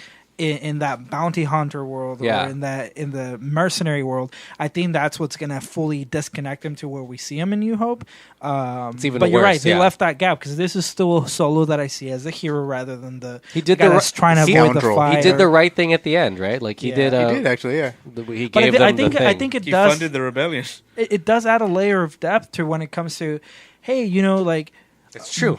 When it comes to the original trilogy, it's like, oh, you know what? Like Harrison Ford's Solo didn't do it just for the money, didn't do it just for Leia. He does have that built in. He has like a conflict basically ever since he was young, basically. And that's what's cool if there is sequels to this movie is that he could do the right thing and then eventually just be like, what do I ever get out of it? Yeah. Like I'm out of this. Like And that would be a really cool twist on the never get last the one. girl. Like, yeah, literally, like like fuck imagine this. Like man, what? Like Let's what, just go to that bar in Tatooine. Boom. Yeah, exactly. Every person I know dies or like betrays me. So Well, that would why be the cool. fuck should I be good? Because the scoundrel, like you get even some of that in The Force Awakens, where he literally doesn't care, and he's just like, like he said, he had a bigger crew, like helping him get the Ratars on, and like those crew aren't there. It's just Chewie and him. And you know what makes it really sad is even dies. his son betrays him. Yeah, so exactly. it never goes. It never well stops. for He's the Solo. most betrayed character. And that's basically what Becca tells him. He's like, if you don't take your leave now, he's like, you're in this for life. Like he's like, you're gonna work I in like this that. life for life. I like that scene. And I don't remember that either. He still works so hard. And I He- saw it one time, smuggling- Manny.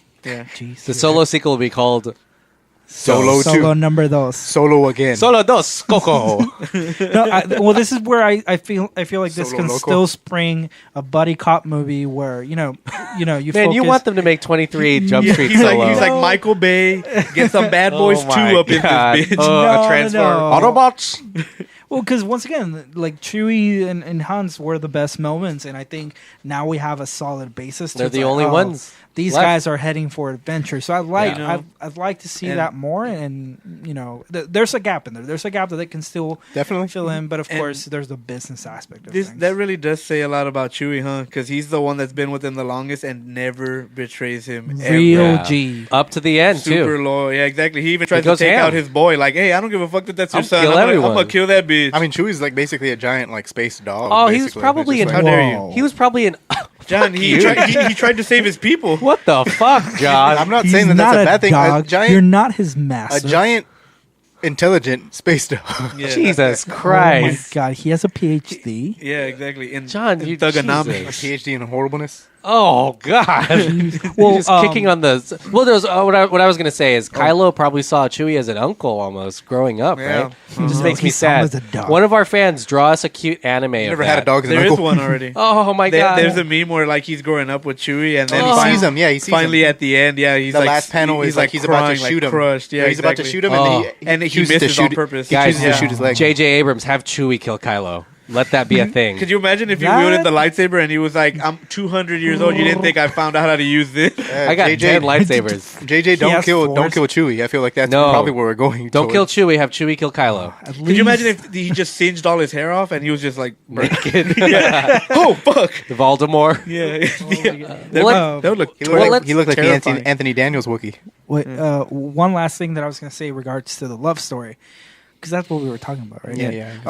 Oh, I guess so. I also feel like that gave good leeway on and even strengthened the relationship between Chewie and Han, because they had a lot of those moments where Han and Kira, right? Kira. They're having a moment, and Chewie is just by himself, kind of like acting like the jealous, buddy. Like He had 2 shots for yeah, him. He's the like, I'm gonna go scene- get us some drinks. 2 drinks. and They he's just like, shared a "Fuck shower this." together earlier, so Yeah. like Yeah, they Oh did. yeah, the way that was shot too, like it's like Han's That's a like Phil feet, Lord thing. and then Yeah, I and guarantee- then probably- Chewie's feet like join them Yeah. facing each other.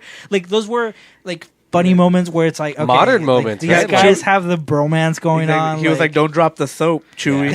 Oh shit!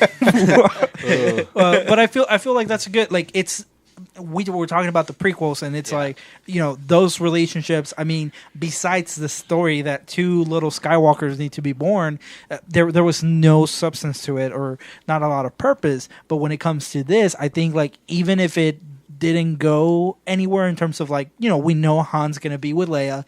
I think it was there for a reason, and it reinforced what was left, which was Chewie's and Han's relationship. Well, do you think that maybe one of the things that you would have preferred, or maybe fans would have preferred, is a focus on the relationships between Chewie and Han and Solo? Oh, sorry, Han and Solo, and Han and Lando, rather than the relationships between him and Cara or the other Kinda one? hard to say. Yeah. Yeah, I mean, Because that's kind of what you wanted to see more, Yeah. or that creation. Because when you introduce Kara, you assume that the audience will care for her without ever knowing who she is. I mean, contained in a movie. What was that noise? Because when we talk about what happens at the end, it's kind of wild what her character ends up being. Yeah.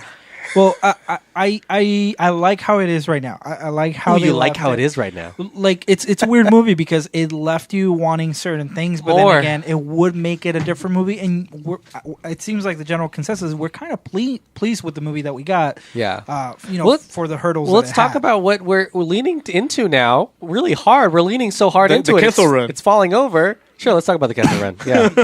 You're like, shit, let's What were talk you going about to say? Because I do want to hit He the was Kessel Run, but what were you going to he say? was going to say the ending. Oh, okay. Yeah, the cameo. I was going to say the He was ending. like, Okay. we're wrapping No, this we gotta up? go Oh, there. No, I was going to talk about world building and stuff, but I should say that until the end. Yeah, let's talk about the Kessel Run. Again, I talked about this in the beginning. It's something I thought about in my head. Wait, the what, talking so what fast. is it? What? The The Kessel, Kessel Run? Run. It's this thing in my head that I had imagined. The queso run. They have to get this thing.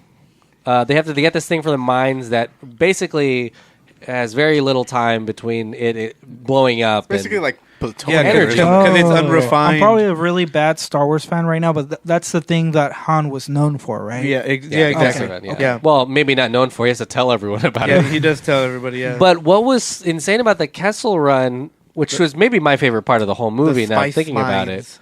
is how it evolves even the way that the team works together. The fact that that droid is a part of the L3. Yeah, Millennium that was Falcon kinda cool. because there was a gigantic space octopus. Yeah, But well, it's this thing that everyone imagined, and so they had to make it as crazy as possible. yeah. So to me, like I always imagined that he won the Millennium Falcon in the Kessel Run, but then I remembered like, oh, he won in a card game or whatever.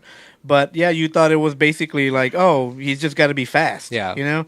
But you never did you imagine All of this. planets crashing around this other planet. So A black it hole. made this like huge, interstellar space storm. That's not the way. So I play also Star Wars games. There's one called Age of Empire, So and yeah. you can own Kessel and it's just asteroids, and that's the whole thing in the game is they're just a bunch of asteroids. Exactly. Yeah. and it's hard to get through. The original Kessel Run in the expanded universe.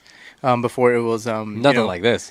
Yeah, before it was. Oh, it's actually very similar. They said No. that they took elements. They took You're elements wrong. off of that other stuff into it. Because like I think the original Kessel Run was like like an asteroid field or something about, which was only used by smugglers. Like it was basically like a. It was too hard to navigate. Yeah, but like a smuggler route. That's still what it is. Well, Yeah. no, the Kessel Run is Times a No, million. I'm saying asteroids. Yeah. Yeah. Oh yeah. But I was like the Kessel Spa- Run in this movie is literally just an actual like a runway to the planet Kessel. Yeah. Like in the old one, it's basically the Kessel Run had nothing to do with the planet. It was just like near a planet, and it was a route like for smugglers, like kind of and like people avoided it. The Empire, Kinda like the rebellion. So it's a route that people avoided. but only criminals. Like, that's what happened. Only criminal use. Yeah, but people who want to go to Kessel have to no choice in this universe. They have no choice but to go through the Kessel Run. It's like the South Side. Like the Kessel Run is Nice. what I'm trying to say is like the Kessel Run was like something like a forbidden like underground like railroad type of thing. You just kind of have to go through stuff.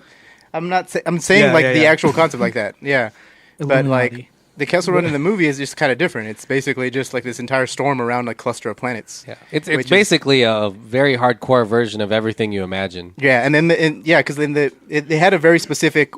Everyone knew what the Kessel Run beforehand because it was explained many times. Like because other characters take the Kessel Run, Yeah. that weren't like Han Solo Because in the comics. this was the whole point was he did it in so many parsecs, which is not a measure of time, which is a It's big a mistake. unit of distance. Yeah. But Distance, yeah. it is also like he shouldn't have said that he did it in parsecs. He said I fucking fought a squid and Yeah. also got through Yeah. with a whole thing of Because he says it's 20 parsecs. Like you can't get through the Kessel Run. Yeah. Any slower. not without a shortcut, baby. Yeah. I thought that scene was so good. I love it so much. It's awesome. It's the most exciting scene in the movie, and it comes in the middle. So it's kind of weird for me. Like me, I come in the middle. What's the middle? Oh, well. I like to fill that belly button up, baby. I agree, and surprisingly, I was delighted by that scene or that whole sequence. But when it comes from a trailer standpoint, I was like, no. Like anytime you put like tentacles on something, it's kind of bad. Like it's H.P. Lovecraft would like. Oh, he's dead. Never mind. I was gonna say, he'd like a 20,000 word Leagues with Under you. the Sea. no. Well, I'm just like Hellboy. Deep Rising. What are Tentacle, the short film that I made. doing in space. Well, like once again, like the trailer really bothered me with that. But I thought that scene was going to be more generic. But I like how this scene, it had the suspense because everyone had something to do. I also liked how it was kind of like trial and error when it comes to like Trying to get out of it. Kara was a co-pilot, and then she sucks. Like she didn't do like. Well, I'm just saying like she. I think she did a fine job. No. Well, it's like she sat down. She's a co-pilot, but then you see Chewie step in, and he's doing these things, and you're like, "Oh shit! Like this is how they're meant. Like this be is together. how they created that scene. the in, duo. like the seat. So like Chewie steps in. He's the co-pilot. The music tunes in, and it's like the classic Yeah. Star Wars music. And you're like, "Shit! This is." So what I mean to say is like the moments wasn't the action or the CG on like the clouds or the tentacles. The moments were truly done in the characters and And those it's things. kind of like the original Star Wars movies where they improvise their way out of problems. Yeah. Well, I saw it in IMAX, and Oh my I'm going to God. say that it was awesome visually. Yeah. And even the sound, especially when the soundtrack kicks in, I think it makes The TIE fighter I think attack. it makes the visuals way more epic. I'm sorry, I'm poor. Yeah, no, you're good. But it's You could have said, "No, you're not poor." Dude. no, you're good. No, it's cool. We don't. You we don't live judge. that way. We don't discriminate judge. here. Yeah, Yeah, shut up. But like to me, you can take a picture or you could take a still from that scene, which is that Death Star coming through like the black hole almost, and That's have pretty all the, fucking awesome. Yeah, Like, exactly. I love that That sequence, still would too. be like, oh man, like that would be an awesome fucking. And it switches poster. to a New Hope music, like but Yeah, exactly. Yeah, oh, shit. it was for sure. it's very tense. It reminds you of the original asteroid field. Yeah, Like a little Exactly, thing from, and you have Woody otherworldly. Yeah, you have Woody Harrelson doing the guns on the bottom, and you have Lando being hilarious. And I love with, the with fact his that there's cape. a huge space fucking cosmic And that- monster in the middle of a and fucking that, storm. shiny- that shiny ship got fucked up in like Yeah, in and- like a minute. Yeah, exactly. It looks like Han Solo's Millennium Yeah. Falcon by the And- end of that run. And I really, really, really like, and I'm glad that there was an organic explanation to why the Millennium Falcon had like That little- an extra thing, like it didn't have the gap in yeah, between like the front, like because I was like, It's a like escape pod. Yeah. throughout the movie, I was like, "Por qué? The fuck Like, is that?" Why you do Yeah. it?" Yeah, and I was like, "Are they gonna do it to where like they crash Yeah. into something and just chips off something?" And I want to go Well- back to that story with the droid being a part of the ship, but L3. that's what makes it the best navigational galaxy, ship in the galaxy. Yeah, because here's absolutely. a robot that's never been wiped. Well, It and just memorized every route. You hear that sound too, like that sound As that soon the as they plug her Millennium in, Falcon has always made. Yeah. Yeah. So it's almost as if like that's her, and even kind of like AI. C-3PO Yeah. says it too, where he's like, man, in Empire. Yeah, Yeah, Your ship has a Aw. particular dialect. yeah, he's like, yeah, it's very crazy. Yeah, and that's that's it, what yeah. he says. He's talking to Elder. Guys, buy this movie on Blu-ray. Watch it on IMAX. Lex just got a boner. Yeah, this scene was like really pretty. It was really awesome. It's the Really best scene in the movie. Isn't that what And, you like- expected from the Solo movie? That Oh, the yeah. Kessel Run Well, and scene. Well, because I didn't think that was gonna. No, actually, not at all. Like I had no Same. idea up until I saw the trailer, and I was like, "That's got to be the Kessel Run." Because I was like, Yeah. the Kessel Run in the expanded universe, they mentioned it to be like black holes and stuff. Yeah. And there's something like weird about like you see those tentacles and They're stuff crashing around. vacuum breathing life forms, so they can breathe Yeah, in they a vacuum. mentioned that. I was like, Hey, damn, I'm going to that's tweet awesome. this to Ron Howard. Yeah. What do you want to say to him about this? No. Okay, It's really cool. it's I'm really just kidding. dumb. Put me in the next one, buddy. The only thing that's really dumb about that vacuum breathing life form that's out there is Oh, this that is what you want to tell Ron Howard? Never Yeah. mind. Hey, well, no, that's not it. I was just Open saying, like, invite, Ron It's so Howard. weird that like a big ass creature like that lives so close to like a fucking black hole. maybe and that's just how he thinks catches that- all its food. Something's gonna like fly in and eat. And And then he like, just I have- chased it too close. He's like, oh shit. I have a ton of spiders in my toilet. Yeah, oh, that's exactly. true. Yeah, I guess so. Yeah, you're Yeah, right. they all crowd towards the shitter, John. I'm just kidding. What I was gonna Sometimes I put a fly in my ass to feel a little good. I think it's general consensus that the movie gradually gets better as it goes on. Yeah. I think it has like a more solid, like Picks up in the definitely middle. second act and then third act. Sort of. Yeah, no, Yeah, because I was like, No, yeah. you gotta hear me out. So, but what I was gonna say, like the point of this is I like it because the movie at first, right up until basically Chewie stepped in, it kind of had me to where is this all leading to? And in terms from an action sequence, the first thing that we see is that chase sequence with the little speeder chase? speeder chase, yeah.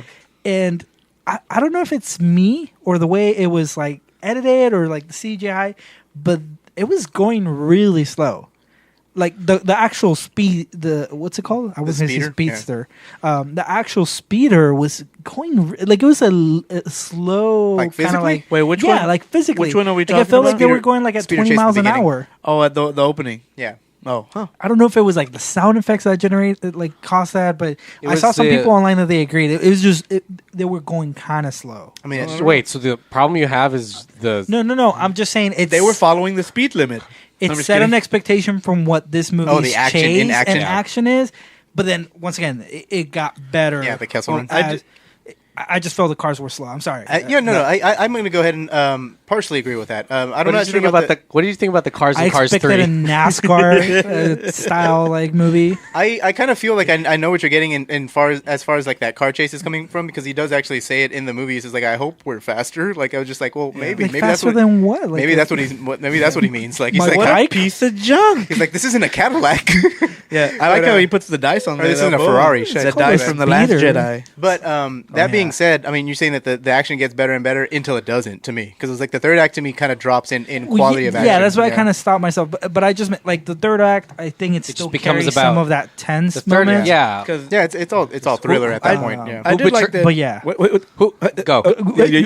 I Let's kiss. did like that train sequence too when Infus Nest pops in. Yeah. Uses that like, and they have that badass like shootout.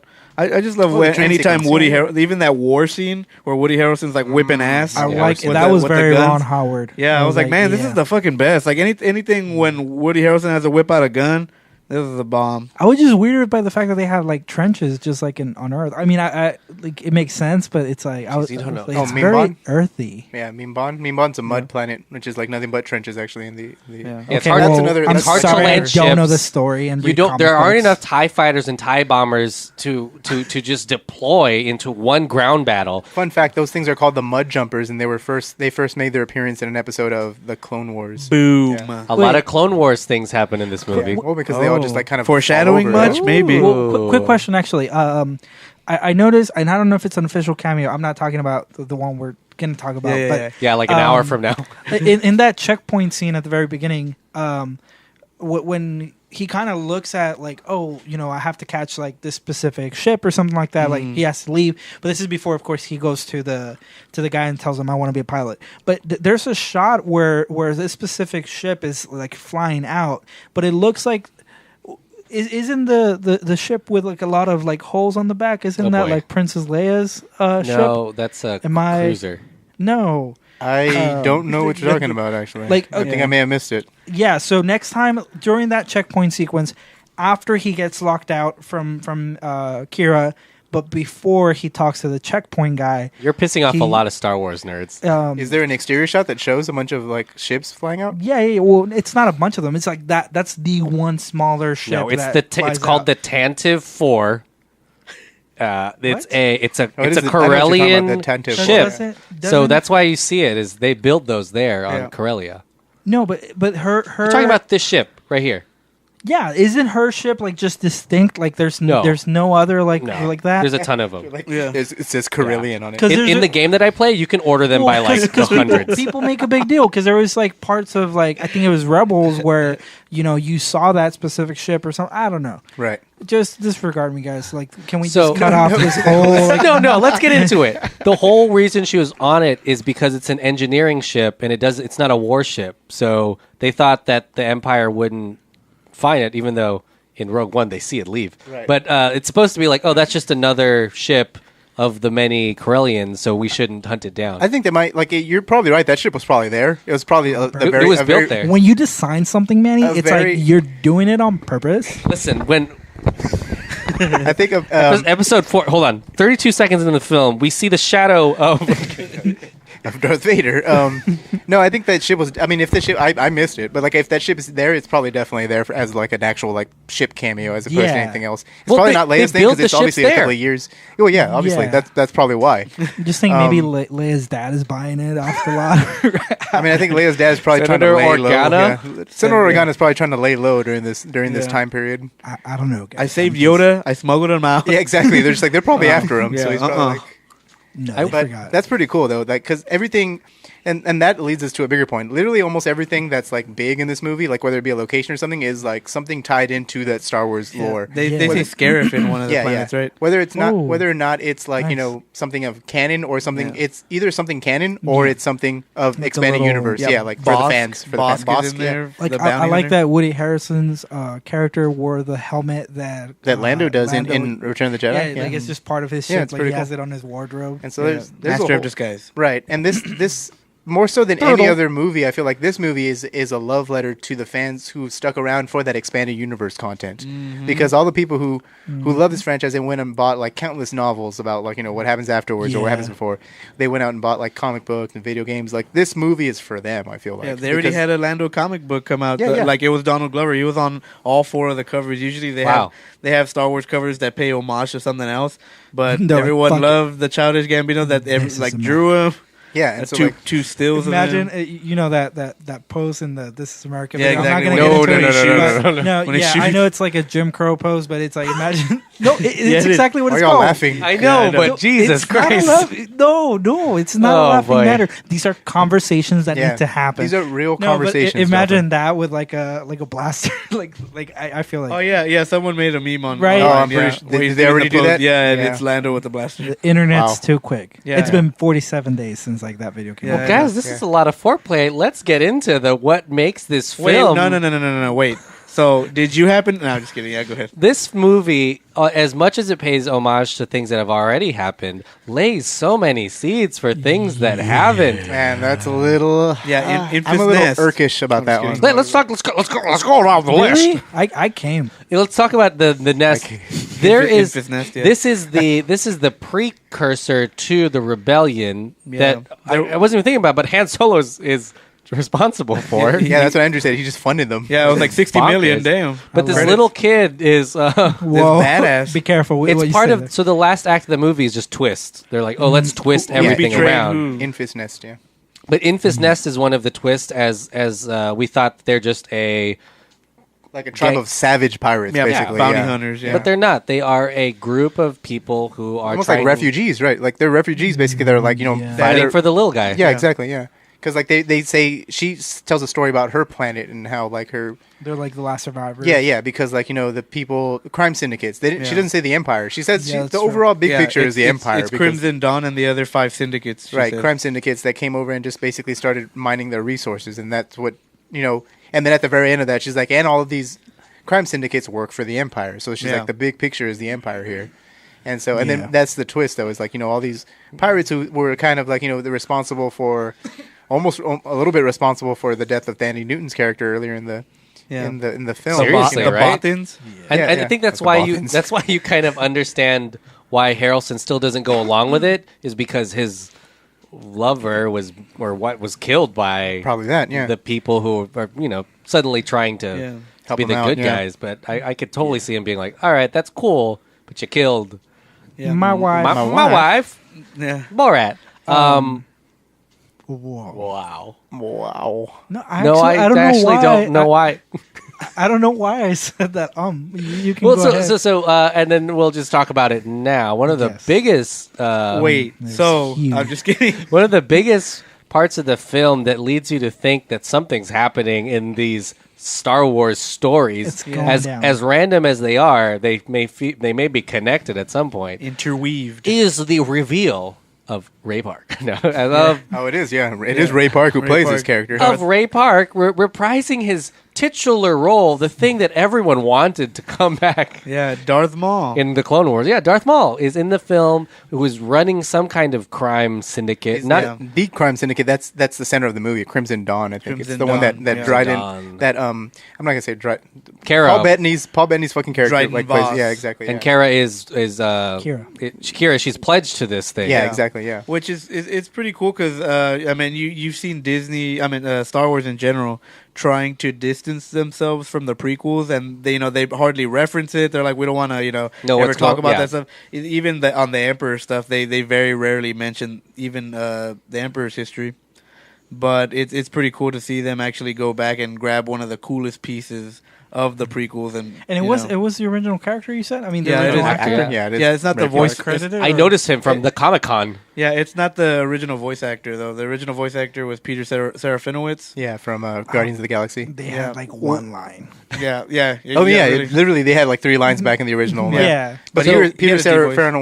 Serafinowicz. He's an actual, like, know him from Guardians of the Galaxy. He was the first one. He was Daenerys Daenerys Saul. Saul, the guy who's talking to Rocket while he's in the ship. He's also in Yeah. Shaun of the Dead. Shaun of the as Dead. Pete. He's really Wick. well, really awesome actor since his debut in Episode 1 as a voice actor. Yeah. But So in this it's still one, not the actor that plays Darth Maul that does the that voice. voice is no. no, he's not the like. He's they're- the stunt yeah, actor. Yeah, he's just the face and the look. Yeah. But They in this ADR one, his they lines. they do get a Star Wars veteran, Yep. Sam Witter, Who plays Starkiller in the Force Unleashed video games, and he's also Darth Maul in all in of the Rebels cartoons. and Clone yeah. Wars. Yeah, exactly. Wait, he what did he do? He's, Sam Witter is actually No, him as Smallville. Smallville Yeah, as Doomsday. Doomsday. Yeah, Doomsday. But Exactly. so he's the voice in this Yeah, one. the voice of Darth Maul in this Oh, one. you could have just said Well, that. yeah, he's I thought been- You said your. No, you probably said his. Well, because he has a dark. Darth. No, I was trying to reference his Star Wars history because he has a Yeah, lot of he's- history yeah, with Star Wars. absolutely. Apparently. Oh, that most game was known- badass. Yeah, he's mostly known for being Darth Maul in the cartoons. Yeah, and that's pretty Shit, cool. I recognize Darth Maul. Okay. No, Darth Maul is. I didn't know it was he him. He has Yeah, a it's awesome, story in the Clone Wars. He has like spider legs. Yeah, Yeah. he's not Yeah, dead. He's him cut in and half, his- but he's him- alive, and him he has and- robot legs in this, right? Yeah, he's got robotic legs, and him and his brother Savage wreak havoc on remember Obi-Wan Savage. and Anakin a couple So, more times. Is this something that we'll see in the Obi-Wan movie? Yeah, I think will we see 100%. Solo come back and fight for his lady later on? This is why I don't like this cameo. Is because we've already seen what happens to Darth Maul. You can watch Rebels and literally see him die. Yeah, his ending, right. Well, Oh, okay, cool. Never mind. I Yeah, agree. exactly. He's 'Cause killed I know with- Rebels is canon. Yeah. So I that's it worried me.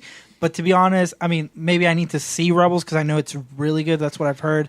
But I'm kind of like, fuck it. Like, I want to see the Yeah. movie. You wanna see it in live I want to I'm- see. I'm about to spoil it right now. What happens to Darth Maul? No. I don't. I Ready? know. Here we I go. saw it. No, I no, saw no, the no, video. no, no, Daddy, no. But see, Really? that's the thing, though. Is like it's kind Yeah, I of don't weird care. that like you can only go 2 ways with that. You can either remake the literal scene that happens in Rebels, Yeah. or you can just ignore it. And I don't think they'll ignore it because then you're making No. that not canon. Yeah. Unless they make it into, well, it would still make Rebels not canon. But unless the Obi-Wan movie is kind of like, it's about something else, but it turns into the hunt That for scene, like what if it just shows that scene at the very end and remakes it? Well, because that scene was awesome for Rebels. But if they're getting Ewan McGregor back and I want to see like a fucking. Well, I this just feel is like the- that scene though itself has so much symbolism though. So like because does. Darth Maul is still in the past, so he's still fighting with all that rage in the past. Obi-Wan has moved on, and he's a master, so that's why he's able to cut him up so quickly. Well, because he's just like he's slices, already, because he knows already, like, oh, I'm past this. Well, like, it's just like so I just leave the symbolism to the Illuminati. Yeah, sorry, I'm geeking out on Star Wars, just lore now right now. Well, yeah, just it's like, pretty awesome because Darth Maul, he picks at Obi-Wan like mentally.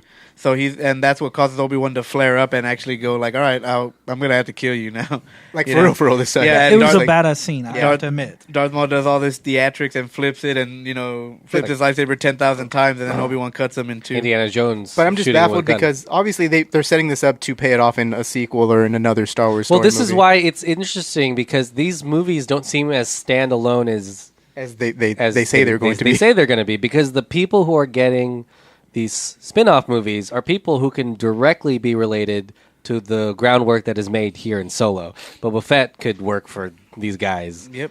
Obi-Wan obviously is the main enemy of Darth Maul. Yeah. It looks as though they're maybe creating like a cinematic cinematic universe, a past cinematic universe. Yeah. I don't mind. That's what I was telling you. PSU. Me and Drew talked about that the first time we watched it. Like PCU. all of these stories, all of these Star Wars stories, what if they lead up to like the climax in that Obi-Wan film where it's literally like everything comes together, like the crime syndicates, all this other Don't you stuff. feel that's what's happening? Because like that might this be- movie was so much of like of a setup, almost, Yeah. towards the end anyway. Because he does kill Darth Maul like literally like the week of. A week before New Hope, he meets Luke. Yeah. So again.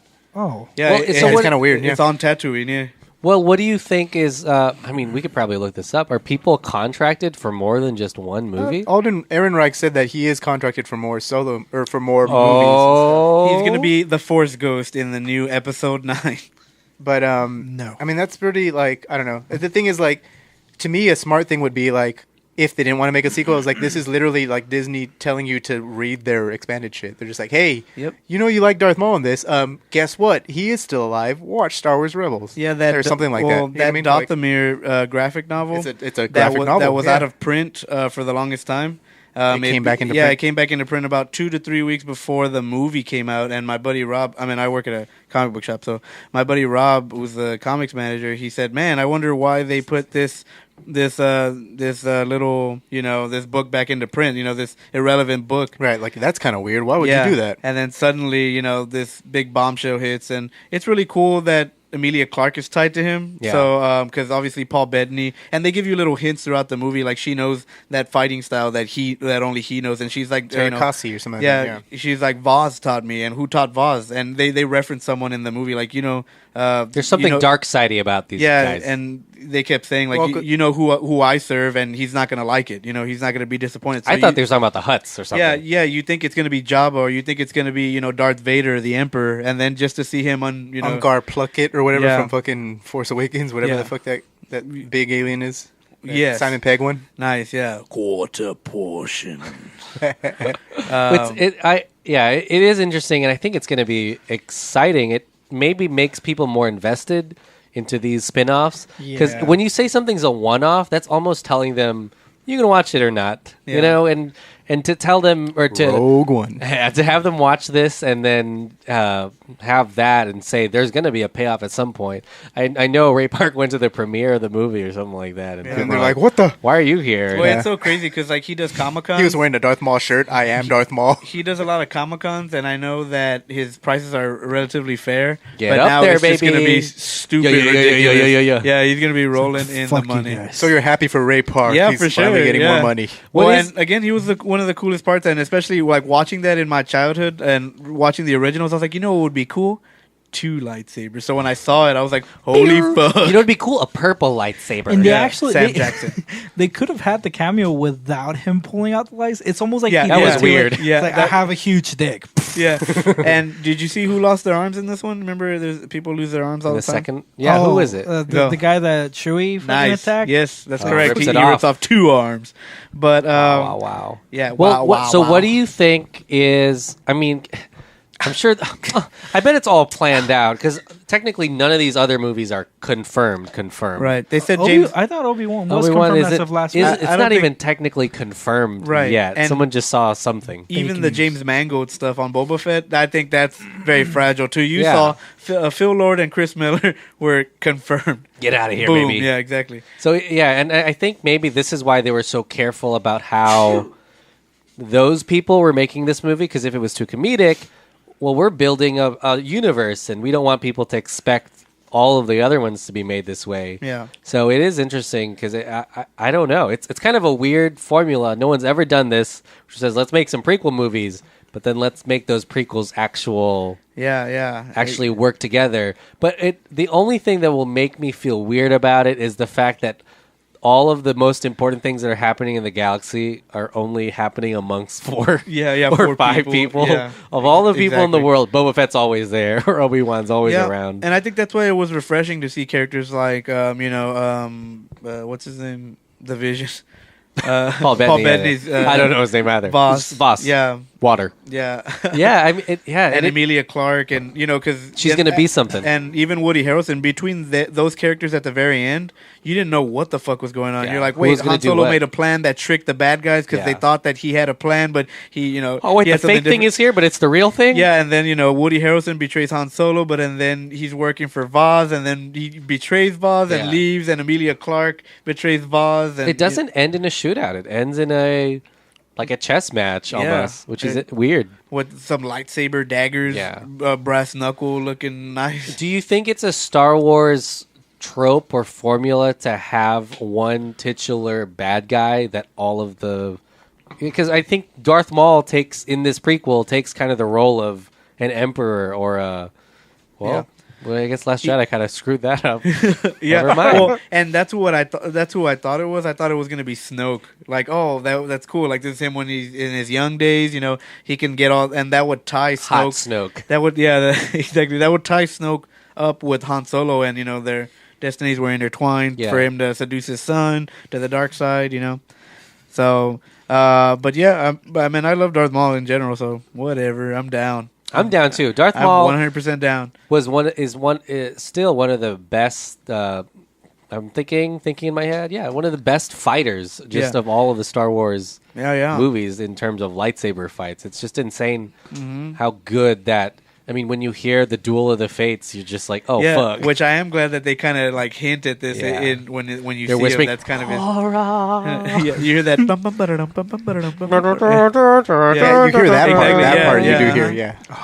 Yeah, so I'm like, yes, I'm so ready for more Darth Maul fights. Yes, I can imagine like a bunch of like blasters being fired at him and just like fucking going crazy, reflecting them back. I hope I'm wrong. I really hope they do actually kind of make one more badass Darth Maul scene. Well, then that's what I'm telling you. Technically, there are no Star Wars movies without a lightsaber because he just whips it out now. I think Rogue One. It's in Rogue One. Oh, I thought you were saying Darth Vader. Oh yeah, fucking rips shit. Yeah, it is in all of them. Was so good. I thought you said like without a lightsaber battle because. Last Jedi. I meant without a lightsaber. So that was a Kyber crystal, right? In the daggers, the green thing. No. Oh, I was like in Boss's daggers. The thing that kid girl gave to Han. Like, what was that? It was coaxium. Coaxium. Just for money. It's ship fuel. His basically case fuel. looks like a little lightsaber. It's money to bet for the Falcon. Yeah, it's 10,000 credits. Because I'm assuming Kyber crystals are also valuable. And shit. But Kyber crystals are they're very rare and they're mined out of they're mined for the Death Star. Death Star. So there's none. There's none left. Yeah, because they're all on Jeddah. Basically. That was a big. Big point about refinery almost. Yeah, exactly. Well, I'm sorry, I don't read comic books. Yeah, nice. You should though. And that's what's cool about this. That's your line of job. You're gonna give me your business card. Well, it's really cool because like if you like Lex. If you like this movie, you'll Star Wars like movies are on Hulu. The books, in the most recent Darth Vader issue, he's underwater, and they're like pressure. His machinery is like he's wet. alerting him about the pressure underneath the water. So he uses the Force as like an air bubble. Cool. And then he ends up fighting one of these like giant squids, but he's able to use like the Jedi mind trick to to tell this squid to go get him his lightsaber. I'm like, Nice. holy fuck, this dude's super Well, strong. it's a big galaxy. As I've been playing this Empire at War game, Yeah. there's so many planets, and the second you take over one, Yeah. and you bring, like, even after I have the Death Star, I bring it over to this planet. This fucking other planet's some rebellions going on. It's like, fuck, I gotta bring that Death Star over here.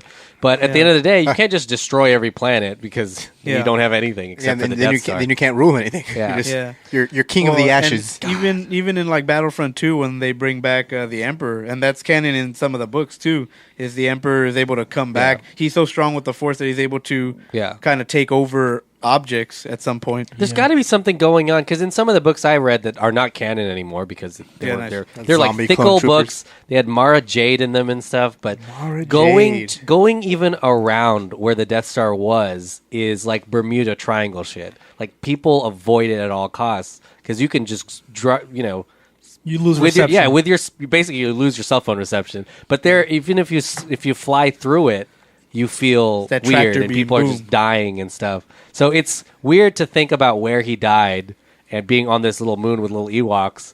And yeah, that's actually where the Sith start to rise again with the little Ewoks. Really, right there, like in that area, Because they're like, Andor? fuck, it's strong here. Like, there's some dark shit strong here. All of the Ewoks become murderers. Well, we don't. and- I mean, that's a They do discussion evil. for a different day because Yeah. we don't even know if the dark side users in the new sequel trilogy, like Snoke, and Yeah. are they even Sith? I don't even May know. not be, like, they Are just they probably just just, Well, even- Sith, They're like Sith fanboys. fanboys? Yeah, it's like, Yeah, that's what Sith they are. Like, groupies. did y'all get the memo on the Facebook page? Oh my god, I put my lightsaber so far in my butt. What? What? That's not where I was like, going. don't push the button. Then. What were you gonna Thanks say, Drew? for butchering my... I forgot because of that lightsaber in the butt joke. I got the Darth Maul version. There's two ends. Yeah, ass to ass. All right, let's go around the Requiem for a horn Dream. and give Horn our. it up. Let's horn it up and give our final thoughts. And before we go to plugs, if you were listening earlier, there's something exciting Foreshadowing. for Lex here. Yeah. Oh boy. Oh wow. Okay. I What are your final established thoughts on Solo, a Star Wars story? No, I'm just playing. Solo, it was a really fun movie. This is coming from a guy who didn't really like it the first time around.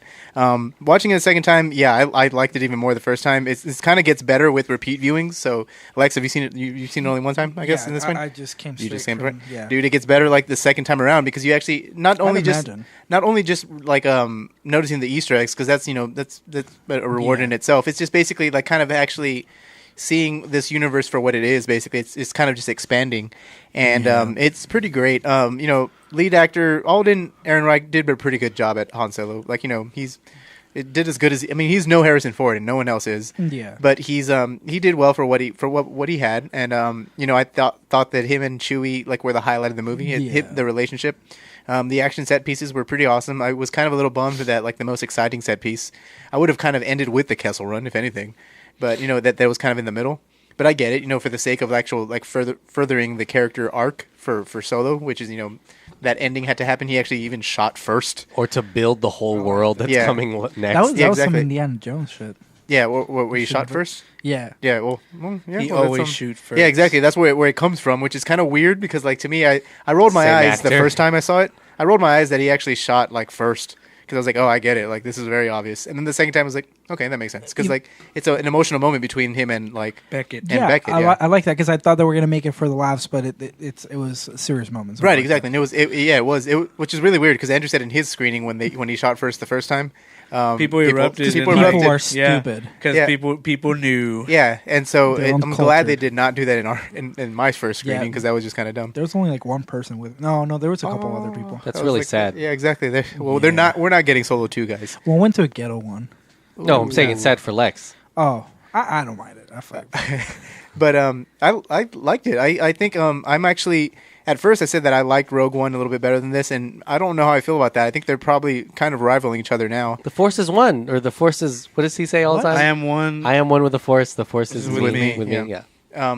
Anyway, Save the I don't know rebellion. why you brought that up, but Rogue One. Save the rebellion. Save the dream. The strength of the Black Panther whoa. will now be stripped away. Countdown to Infinity. Guys, it's still out there. starring Saw We're Gerrera. averaging about 500, 600 downloads a day, and Infinity War was a long time ago. It's a great movie. I'm kind of sad that not a lot of people are kind of watching it. But I mean, I totally get it because people were kind of jaded from I was gonna say The Force Awakens. That was me. People are jaded from The Last Jedi.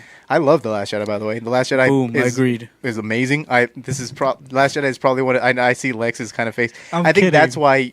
Did you go in? Is that why you went in with low expectations? For No. this one? I wasn't like like you said, marketing No, started marketing, like a day before. You know, it's it weird. actually- When I think we did Last Jedi pretty close to when it came out, even before we looked at all the reactions, and we just loved the movie. And then on my phone, I was like, "Oh fuck, what? Everybody hated it. Yeah, everybody hated it. It Is was kinda something crazy. wrong with us?" And I was like, "No, there's Uncultured. nothing wrong with I us." still love The Last Jedi. I'll still go Agreed. ahead and actually say that Last Jedi is probably my favorite of the new Star Wars movies that's still coming out. Yep. I need to watch it again. I'm gonna wait. I think it's coming to Netflix, so I'm gonna watch it again. No way, coming to Netflix? Cool. Yeah, it is coming to Like, Netflix. in Coco's June- already on there. Like June 20 Oh. something. Remember me. It's so great. Oh shit! I'm talking about The Last Jedi. I was like, The Last Jedi is so great. No, but Coco Yeah, is so great. Solo is Coco is great too. But this one, I mean, this one's pretty awesome. This one's better than The Force Awakens, which it's not that I loathe The Force Awakens. It's just it's the lowest of the new ones. Yeah. Force got woke. Rogue One is probably kind of head to head with this. Last Jedi is pretty good, but overall, like this movie is pretty great. I feel like Star Wars people who are not giving it a chance because they hate the Last Jedi are doing themselves like That's a a stupid. disservice. That's a stupid reason to. If you love something so much, you don't give up on it. Well, no, that's the thing is like I see that and Tell that's that to my mom. That's the reason they're giving up because I've Nice. seen like some Twitter. Lex's mom. I've I'll seen, tell her tonight. I've seen some No. Twitter like replies and nice. I've seen some Twitter replies and they're literally saying that they're like, I do this because I love Star Wars and Star Wars stopped being Star Wars at the end of Revenge of the Sith because stupidest thing. that was the last time George Lucas did anything with it or something like that. Nice. And so they're like boycott Kathleen Kennedy, boycott Star Wars and stuff like that. Boycott her as a person. Oh no, they say that they're like I will Delete watch her number. I will watch Star Wars when Kathleen Kennedy is no longer at the helm, and that's really sad because Yeah, like, I met someone like that at the comic shop actually this past Wednesday. Don't Really? email I'm her. not gonna say names, but anyway, they're gonna know who you are. If I'm they gonna listen to love this her podcast. more. It's I'm gonna watch her more. But it's all right because I did tell him this when he was there. He said, "Man, I wish they would do more original things." And I was like, "Yeah, I think so too." And I think that's what The Last Jedi did was trying to push for more of those original characters that that are new, Or maybe And just he was original like, concepts. Man, I hated The Last Jedi. It was Yeah, the but not worst like thing." that. Yeah. And he was saying that he would never give his money to another Star Wars movie. And I was like, "Yeah, but you know that is pushing the original characters, like the new stuff you want. Like this movie has to happen in order for that to be ushered in." And it's weird because one of the biggest complaints with Force Awakens was it was so similar. So similar, yeah. Yeah, It's just weird. A lot of It's people don't the know what they world we want, live in. but on the contrary, Trump. if you didn't like The Last Jedi, this movie is the movie For you, you. Yeah, that's what I was going at. So I think It's it's like pretty awesome. the medicine that'll help you heal a little bit, and that'll carry you on to the new Star Wars. But that being Yeah. said, here we go. So it's 4. We all stepped away from Oh, our I'm sorry. mics. No, it's 6, 4, boy. 5. Oh, you're ranking them. Sorry, I was 4, like, you're 5. just throwing numbers at us. 3, 2, 1. No, Countdown 6. to Infinity. Yeah, exactly. 6, 4, 5. Say the names. 8. Oh, really? Yeah, I don't know what you're talking about. Damn, a lot of people- Wait, are you doing from Yeah, lowest see, to exactly. highest? No, Exactly. highest to lowest. No, Wait, he's- so 6 is Revenge of the Sith, isn't it? no, No, 6 is Return of the Jedi. exactly. That's why you got to say the names. I'm 'cause thinking exactly. about in order that they came out. Oh, No, I no, gotcha. but you're doing it from best He's ranking, to... yeah. Okay. Yeah. So Return of the Jedi. Here you go for you noobs. I was kidding. No, I knew it. Return of the Jedi, New Hope, Empire Strikes Back, The Last Jedi, Han Solo, or Solo, a Star Wars story, Rogue One, Whoa. Force Awakens. Force Awakens, exactly, and then it's what, I don't even remember The third last, one? the last 3. Yeah, and then the last 3 In any I was order. kidding. Yeah, no, Episode 3, it'll 2, be and 1. episode 3, Revenge of the Sith, episode One. 1, The Phantom Menace, and then episode 2, Shut the fuck up, Lex. Clone Wars at the end. Attack of the Clones. The Sorry. last 15 minutes of Clone Wars. Yeah. Number 1. I love Yeah. the Clone Wars. That's an actual. Yeah, I know. Oh my God. So there you go. Han Solo lands right in the middle. Now do that again, five. but Roman numerals. Here we go. Ivy. Yeah, V, I? Yeah, exactly. X. X, I. X, X, X. So for me, so I have to say definitely better than I was expecting. But it's also one of those things where you don't want to say like it's just better than my expectations because it's even if I stepped in with good or average expectations, I think I would have come out the same way. Right. It's a lot of fun. It had me like I typically don't like laugh out loud, but it had some moments where I either smiled out of joy, like, "Hey, they did this," or there was some genuine laughs here and there. And so collectively, I think it's a movie that despite its hurdles, it gave us the best version of what it could have been. Whereas, some other movies, not to mention them, but some other movies that have been through similar hurdles, they're not able to get down that formula. And I think that was Justice League. I think that was thanks to the cast. It was thanks to I think Ron Howard's direction was a good one, and it seems like they gave him the tools to either fix or tweak the things the way they wanted to. But once again, overall, I was pleased with the final product. I think it's fun. I'm not necessarily going to rank them, but I do have to look back because right now, coming out of it, I do kind of put it up against Rogue One, which Rogue One I actually did enjoy. Pretty a lot. good, right? Yeah, it left a good taste in my mouth. I was like, I want more Star Wars. It was all different until the last 5 minutes, and they're like, here's what you want. Those last minutes were amazing, but. So yeah, I think it sets up, it plants the seeds. I know I use that terminology a lot, but it plants the seeds for us wanting more, which is good because when like we talked about, some people after Last Jedi they didn't want more. Yeah, exactly. So I think this leaves good, whether it's in a universe that's away from the original or from the new trilogy. I mean, that's fine as long as it leaves you wanting more. It's making us theorize certain things, and that's important because we already know how these main characters end. Yeah, so we know what happens to Solo. There's got to be a journey in there somewhere. Yeah, no, we absolutely. Look forward to. And I think it had its solid, heart. They did love story better than a lot of other movies, even if in other genres they cannot hit that. I think this movie did well. So it's if I was to summarize it, it's a movie that took some risk, but at the same time it's self-protected, it's self-centered, and I think it made a overall fun product that leaves you looking forward to the future with your chin up high. Definitely, yeah. It's like I'm trying to compare it to another franchise. This movie compared to another franchise. Spawn. I don't want to say like Spawn. I don't know. It's like the Half-Blood Prince of. Just kidding. No, it's kind of like the because it's also not essential to Lone watch. Ranger. Like it's also not like I feel like this is like non-essential. The first Star Wars movie that's like non-essential. I don't know. Not if that until makes any you sense. know what's next. Yeah, not until you know what's maybe next, if there's I guess. some Darth Maul thing, you're like, oh fuck, I should watch Solo. I'll just leave it at that though, because I was just thinking, I was like, well, no movie is technically essential. He's but like I guess, Doctor never mind. Strange. It's like the Doctor Strange of. That's not it. I was just like, because Rogue One there's an immediate the third act of Rogue One. There's an immediate It's like thing to Ant-Man. lead it into. I guess so. Ant-Man switched directors. Actually, fun. And it's movie, really though. fun. It's Yeah, really like really fun It's and really like, really cool and funny and adds to the and lore. the I guess you're action right, is yeah. awesome. So, but again, not the great. Like it's not winning Oscars, of course. Whatever. Nominated, But it's like I don't it's know. Maybe for VFX. I'll look it up. but it's a great movie for what it is, and like I think it's it's a really worthy addition to the Star Wars canon, which is pretty cool. Yeah, take the kids. It's fun for the whole family. Andrew, did you say something or did you just rank stuff? I rank stuff. Oh yeah. So what did you think of this? Oh, movie? that's what I did. That's what I thought. what It's he fine. said. That was Yeah, his- that was my his- rank because I knew we were all going to say pretty much the same. Yeah, thing. I really what we talked I about. didn't, but thank you. Yeah, I knew we were all just going to say it was good. It was good. It was good. It's good. We were talking before this about how a lot of people critique movies, and there's the subjective and the objective. So I'll think of it objectively first. As just a movie, it's interesting, but it does have a lot of themes that we see. What do you mean by that?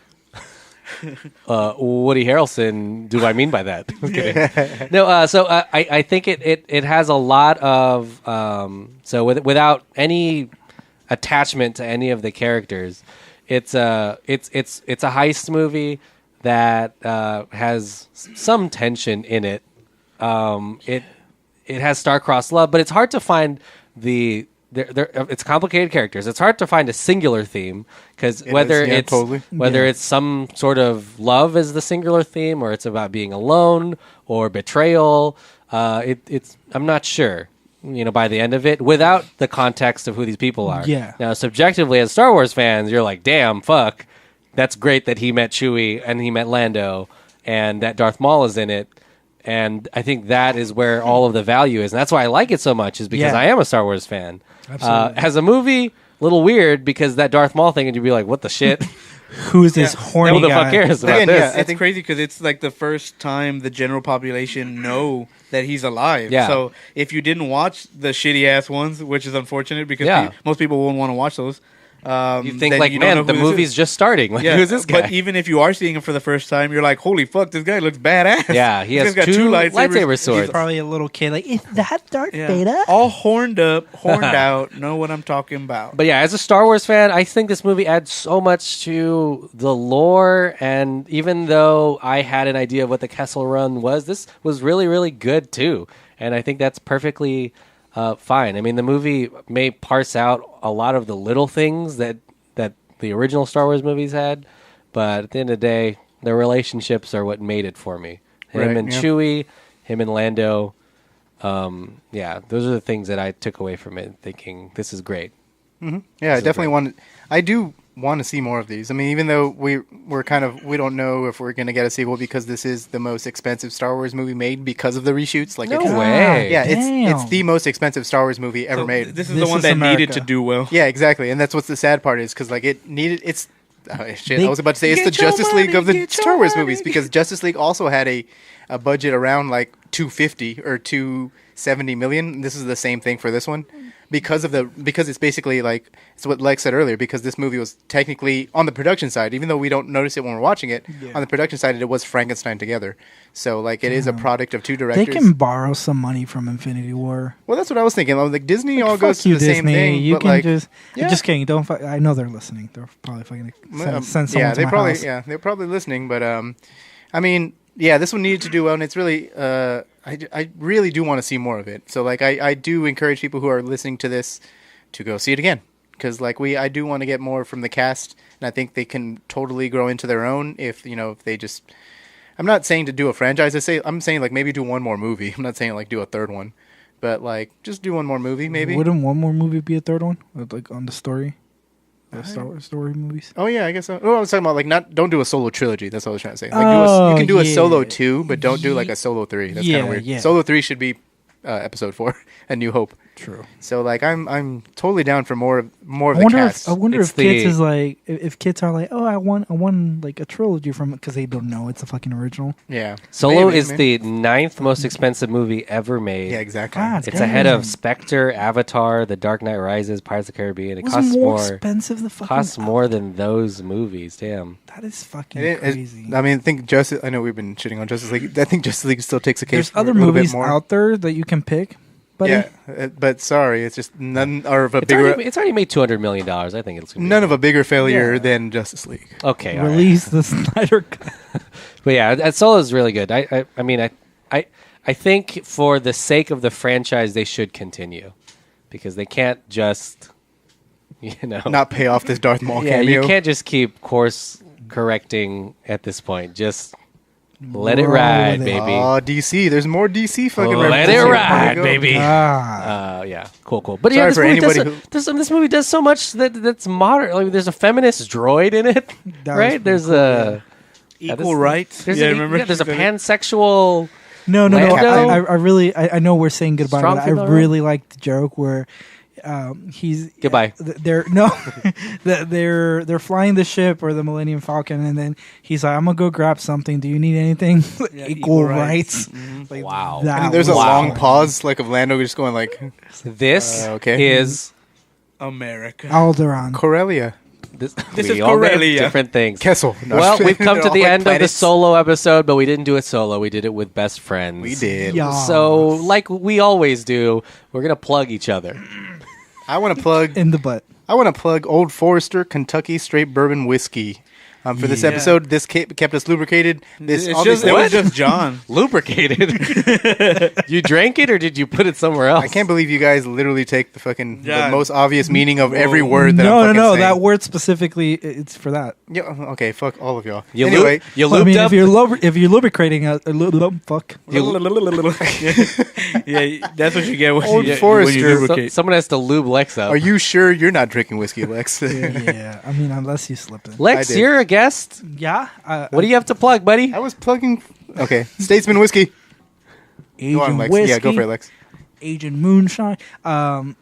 So yeah, guys, if you like this episode, me and a buddy of mine, his name's Josh, we are co-hosting a new show which is called Not in Theaters, a What If story. Ooh, that's pretty awesome. Yeah, It's on the Delphin Pod Network, right? Pretty cool. It's from Delphin Pod Network. It's like I just found it. I just found out. Yeah, so essentially, if you like Countdown from Marvel, Countdown to Infinity, Countdown to Infinity, the award-winning podcast featured on toppodcast.com. Right after it charted on iTunes. No, well, if you like this type of content, I think Not in Theaters is going to be a perfect series for you because of the fact that we actually go into what if, right? So Scenarios, yeah. I don't want to reveal the whole episode list, but just think of it like this. Whenever you think of like, oh, what if this had been made instead of that? Or what if this person was casted before that? What if Abraham Lincoln never got shot? Yeah, like... Yeah, exactly. That's a history. That's a history future special. episode. No, future not, episode not on- if we're talking about Lincoln the movie. Yeah, exactly. Yeah, That's nice. a future episode, maybe. No, so yeah, like we talk about those things. We keep it within the movie universe, shows, and it's just overall really, really fun to theorize those things with us and just kind of make up your own movie as we go. Where can people keep track of when it comes out or where it comes out? So when it comes to the lineup that we're building up, we do Have a Twitter account, which I need to pull up. Oh so, my gosh, you're not very Yeah. good at plugging. Here, He's I'll like, stall. I'm Did you look? creating Are you it on looking the it up? spot. We're Yes. stalling right now. Okay, Jesus talk about something else. Like, Well, in the meantime- look, what I love about this Look, podcast. Cosmo is on the cover of Stephen King's On Writing John, book. what are you doing, John? What are you doing? I was trying to stall. Sorry. Yeah. They don't Way know to what go, you're doing. John. But yeah, so this is a great. You guys should be on a couple episodes too. But I was on one episode, a Mr. Miyagi episode, and it's fun. Yes. And it's not. Did you say Mr. Miyagi? Spoilers. episode? Yeah, Mr. Miyagi episode. Oh, okay. I thought it was a Karate Kid one, no? Yeah, I Well, mean, that's what yeah. it is. What if Mr. Miyagi had his own Oh, movie? that's awesome. But Yeah. it was really, really fun to think about it. And at first I thought this is something that will be over in 5 minutes. But we dove pretty deep into To Mr. his Miyagi. shock. Yeah, no, that's definitely going to be the first episode, so we can tell you that now. Oh, I'm and sorry. I do apologize. I Oh, didn't fuck. have it Sorry, pulled up guys. because we did do a last minute change to the handle name, but it's basically at not and then the letter N Theaters Pod. Wait, what? It's like in non theater. and not yeah Not in theaters. not Not in theaters. Not in theaters, yeah. Not in theaters Pod. Are you guys from the South? Hey, y'all, come on down to non-theaters. We are drinking whiskey. And we are drinking, Statesman whiskey. I guess, but I Almost think they're classic. heaven. But Okay. thanks for letting me plug it, guys, and I'll just keep plugging you guys, like plugging things up. Yeah. Stop Just keep plugging plugging things. us. So no, stay tuned to that Twitter. I gotta We'll poop. definitely let you know of any launch dates. We'll let you know of any updates, and also just reach out, see like how you're excited, and if you hate us, just send hate mail or something. Yeah, Well, I there you always go, say the yeah. same thing. Yeah, guys. I mean, I'll get to No, my we plugs here in a appreciate second. your hate mail. But yeah, no, I'm saying yeah, that's pretty awesome. Like hate mail? I can't wait for that podcast. Oh, It sounds thanks, like it's brother. going to be really fun. Appreciate I it. can't wait to be on an episode myself Yeah, I no, have absolutely. I'm being an actual having screenwriter training and stuff. I've always had like ideas on Dude. what should be a sequel to this or what should be a sequel to that or what remake should have been. John on will that. write 150 pages on whatever. Yeah, I'm Whatever actually getting scenario. scared talking to you about this. Episode is going to be It's 5 hours long. Yeah. I want to do a Resident Evil episode. You're hearing this Ooh, now, like yeah. with you, I'm like an down. actual 5 hours long, 10 inches deep. Okay. Jeez. What if Resident Evil was So a awful. porn Yeah, exactly. film? I guess with that, we go to you, Drew, before we go to anyone else. Yeah. Okay. I guess with that 10-inch, I guess Yeah, with that you, 10-inch Drew. comment, with that 10-inch Nice. girthy comment, we'll That go to reminds me, 10 inches. That reminds me of Drew. Andrew. Obviously listen to all the Delphin Pod Network. So Lex's new podcast, we got Fanboy Comics. I'm sure we have a couple other things in the canon or the gun that we're gonna shoot podcasts all over Whoa, here. whoa, Whoa, whoa, whoa, whoa. This is America. Yeah, nice, good one. God. Yes, I love all the This Is America jokes. You love.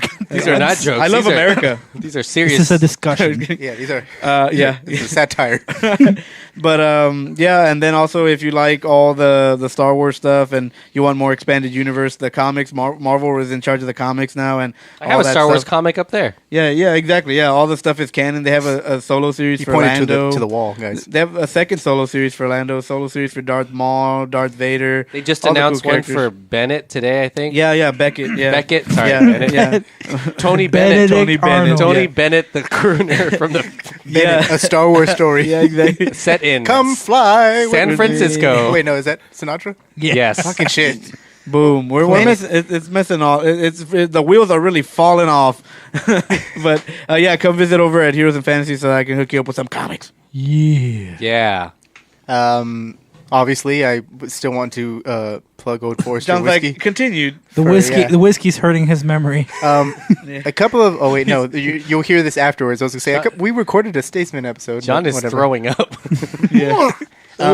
Obviously, I'm going to plug what these two guys said. Listen to all the Delphin Network podcasts. Be on the lookout for Not in Theaters, which is going to be an awesome podcast coming forward. And listen to the Fanboy Comics podcast, which I produce. Clayton and Mikey are doing some cool stuff.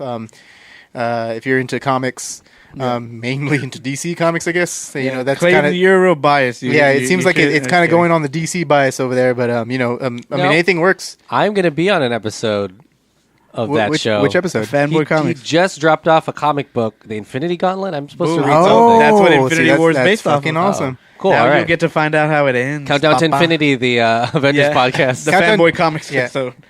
Taking over. I don't know when I have to read it. A Fanboy Comics podcast. Yeah, exactly. Production.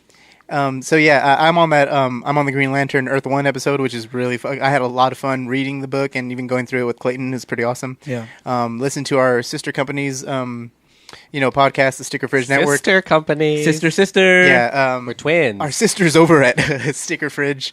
They make some awesome content. They have a Fan Films Movie Club podcast. They have the Director Showdown new season, which is coming Yeah. up, which is pretty cool. I'm not going to announce what the directors are because I feel like you guys You should would just spoil it. Yeah, John. exactly. You guys should totally. I'm not sure. I don't want to spoil that at And all. we totally might have a collaboration in the Yeah. mix pretty soon for a And, film festival. Yeah, in the future, we're kind of film festival. We're kind of It's like, working for what? that, so we may actually. Yeah, we may collaborate we may with our. combine forces. Which is Together gonna be- we form Voltron. Which is gonna be pretty cool. Listen to all of those guys are pretty awesome. Basuda Boys, Late Night Swipes, which is actually coming over to the Sticker Fridge Network, which is pretty cool. I feel like I'm missing something else. Yeah, their sports podcast. Their sports podcast, they're Blank is the Killer. Blank is the Killer, the horror movie podcast. They have some good stuff going on there. Listen to them over there. You may see some crossover here, especially in the future, which is going to be pretty awesome. And and then thanks to I want to plug you guys because you guys are awesome and you guys been keeping us. Everybody always likes to plug us. Please, not you, like the Stop plugging listener. me. The listener. Oh yeah, take some time for oh yourself. my God, Drew. I know, 'Cause, I'm like- self-centered. Because you guys have been, keeping us on. You guys keep listening to this, and we keep putting this out for y'all. So, it's pretty awesome. This is actually the start of season 4, right? 2015 season 1, 2016 season 2, 2017 season 3. Keep us honest. Yeah, this Boom. is our start of our new season. So we're Longest really running podcast. excited. Yeah, we're keeping this one up together, and then we have some other stuff, in store for you. But we won't forget our OTS fans. So We this keep is it our up main for one you. here. Yeah, so cool. Well, guys, I think we plugged everything under the sun. I'm just kidding. Here's some more. If you want to get early access to all of these new shows, go to patreon.com/DelphinPod. That too. If That's you awesome. donate, you get to hear our shows before they release to everyone else. There's a new one out there right now. You can hear the first episode of Big Deck 69, Big Deck? a space sex podcast. It's pretty Nice. funny. Another episode's coming out this week. Countdown to Spring, the Game of Thrones podcast. Those episodes are going to drop next month on patreon.com/DelphinPod. But you'll hear all this awesome stuff before anyone else. You'll even hear Lex's podcast on there, maybe. Boom. Before Said maybe. everyone else. I don't know. I haven't asked him. Yeah. Hey, He's like, can we release your episode Lex on is- Patreon before we release everything else? Lex's lawyer just walked into the room. Oh, shit. With a sniper. Oh, my gosh. It's O.J. Simpson. Wait, he wasn't a lawyer. He had good lawyers. He needed some. Oh, no. You hired O.J. as your lawyer?